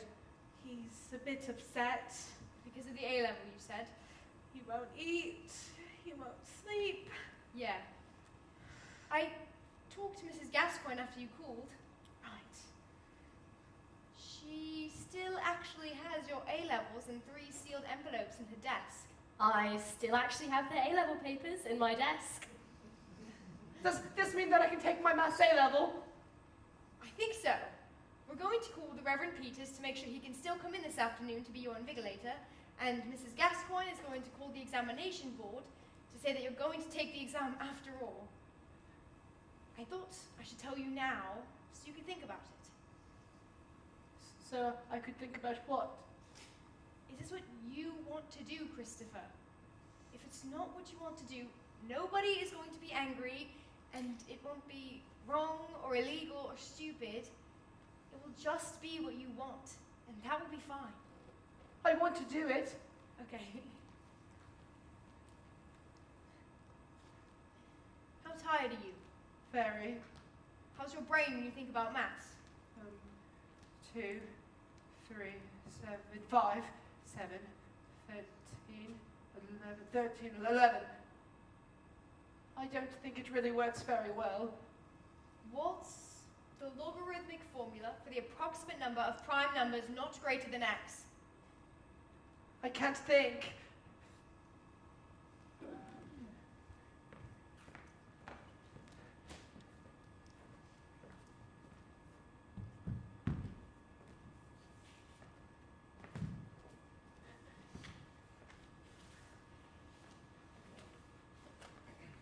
So, this is jolly exciting, Christopher. Well, I'm excited. Now, this exam will last about 2 hours. First thing you want to do is pop your name on the front.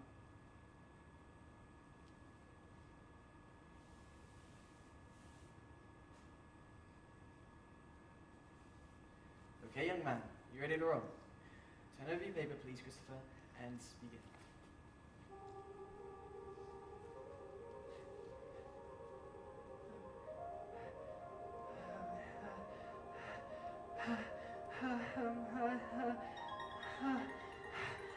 1, 8, 27, 64, 125, 216, 343, 512, 729, 1,000, 1,331. Are you alright? I can't read the question. What do you mean? I can't read the question. Can you see the question? I can see the question, but I can't read the question because when I look at the words, they look all confused and mixed up and the wrong way round to me. Right. What does this question say? Christopher, I'm afraid I can't help you like that. I'm not allowed to. Christopher, stop groaning. Get your breath. Count the cubes of the cardinal numbers again. 1, 8, 27, 64, 125, 216, 343, 512, 729, 1,000, 1,331. Now, have another go. Show that a triangle that can be written in the form n squared plus 1, n squared minus 1, and 2n, where n is greater than 1, is right angled. You don't have to tell us. What? You don't have to tell us how you solved it. But it's my favourite question. Yes, but it's not very interesting. I think it is. People won't want to hear about the answer to a maths question in a play. Look, why don't you tell it after curtain call? When you're done, you can take a bow, and anyone who wants to can go home, and if anybody wants to figure out how you solved the maths question, then they can stay and you can tell them at the end, okay? Okay.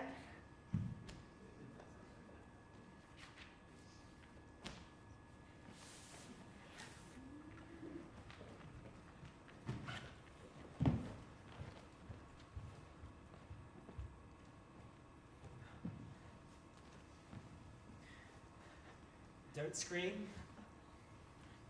It's okay, Christopher. I'm not going to hurt you. I wanted to ask how the exam went.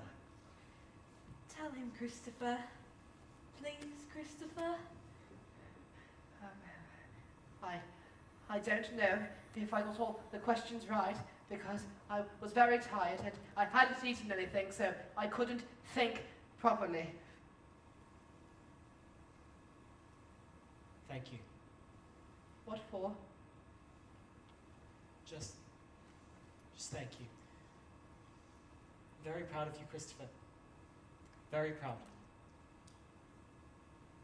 I'm sure you did very well.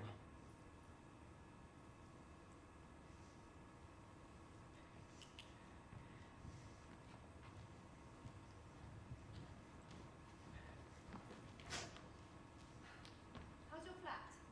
It's not really a flat. It's a room. It's very small. The corridor is painted brown.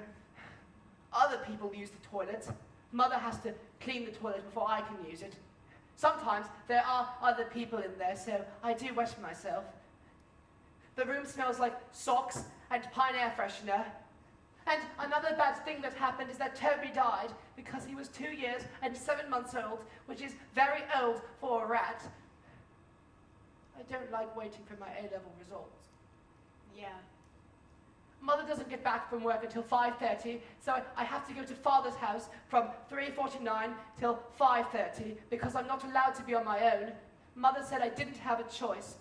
I push the bed up against the door in case Father tries to come into the room. Sometimes he tries to talk to me through the door. I don't answer him. Sometimes he sits outside the door quietly for a long time.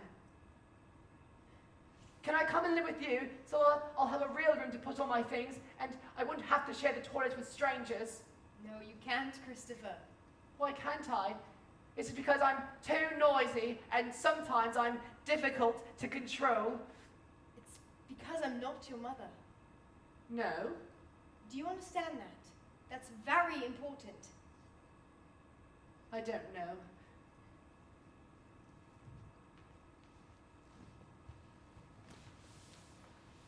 Can I have a talk with you? No. No, no, no, no, you can't. No. It's It's okay. I'll be here. No, I don't want to talk to Father. I'll do you a deal, okay? 5 minutes. That's all. Christopher, look. Things can't go on like this. I don't know about you, but you being in the house and not talking to me, it just hurts too much. You have to learn to trust me. And I don't care how long it takes. If it's a minute one day, then 2 minutes the next, and 3 minutes the next. If it takes years, I don't care. Because this is important. It's more important than anything else. Let's call it a project. A project that we have to do together. And it will be difficult at first because it's a difficult project, but it will get better, I promise. And I've got you a present to show you I really mean what I say. And to say sorry. And, well, you'll see what I mean.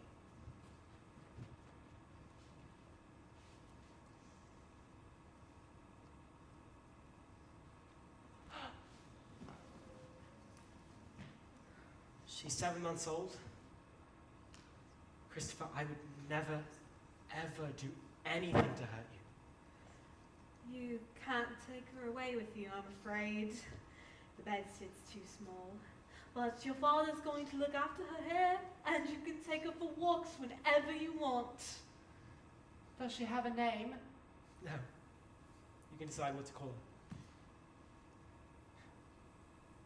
Brownie. Her name is Brownie.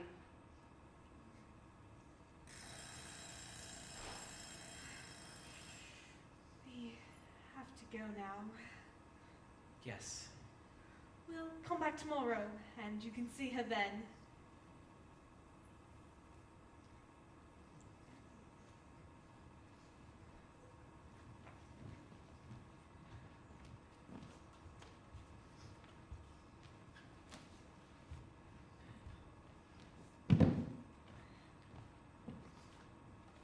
Here, What's this? it's your results. Yes. Well, you need to open it and read it. Yes. Well, what does it say? I got an A star. That's terrific! Yes. Aren't you happy? Yes, it's the best result. I know. How's your dog? She's very well. I stayed last week at Father's because Mother got flu and she slept on my bed so she could bark in case anybody tried to come into the room at night. Right. And how are things getting on with your father? He planted a vegetable patch in his garden. I helped him and Brownie watched. We planted carrots and peas and spinach and I'm going to pick them when they're ready. He bought me a book called Further Maths for A-Level. And he told Miss Gascoigne that I was going to take further maths next year. She said, okay. Okay. I'm going to pass it and get an A star. And then in 2 years, I'll take A-level physics and get an A star. Then I will go to university in another town. I can take Brownie and my books and my computer. And I'll live in a flat with a garden and a proper toilet. Then I'll get a first-class honours degree. Then I will be a scientist. I can do these things. I hope so. I can because I went to London on my own. I solved the mystery of who killed Wellington. I found my mother. I was brave. You were? And I wrote a book. I know. I read it. We turned it into a play.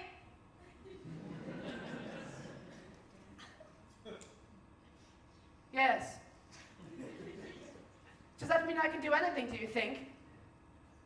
Does that mean I can do anything, Siobhan? Does that mean I can do anything?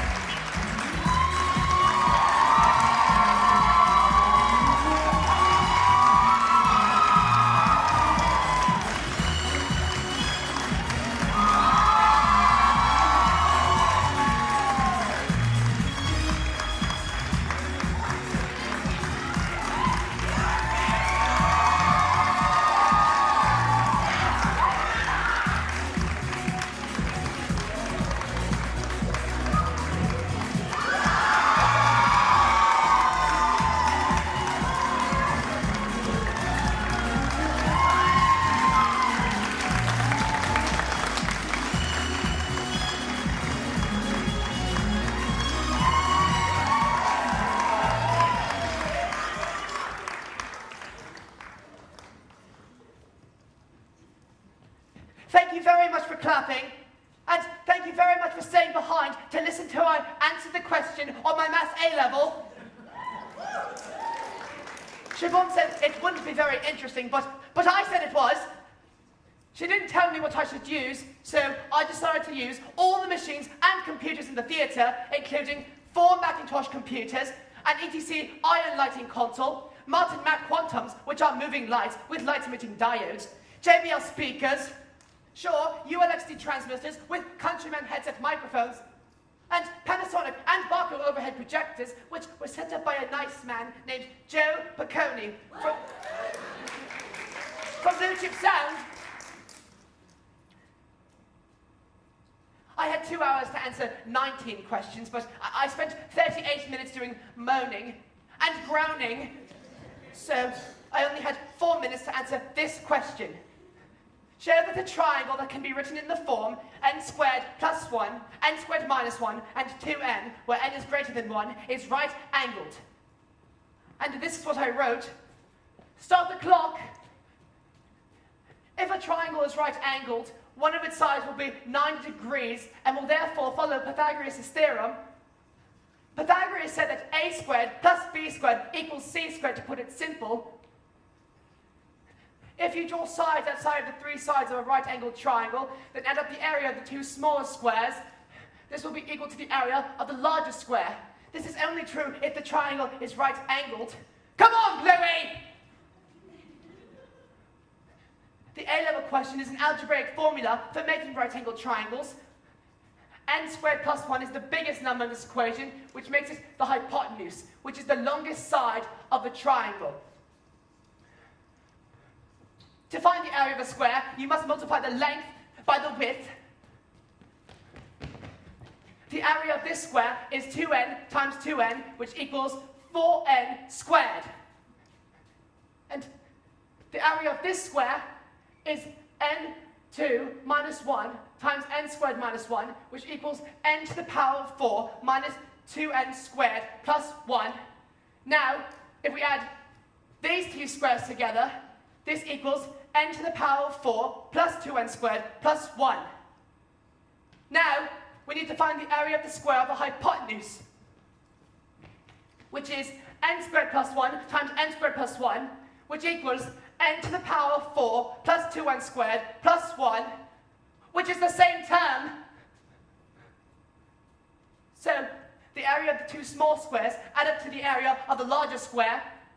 So all my squares fit together to satisfy Pythagoras' theorem. So the triangle is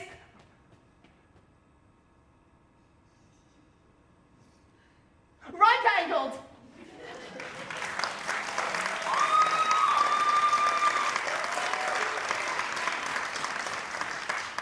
And that is how I got an A star.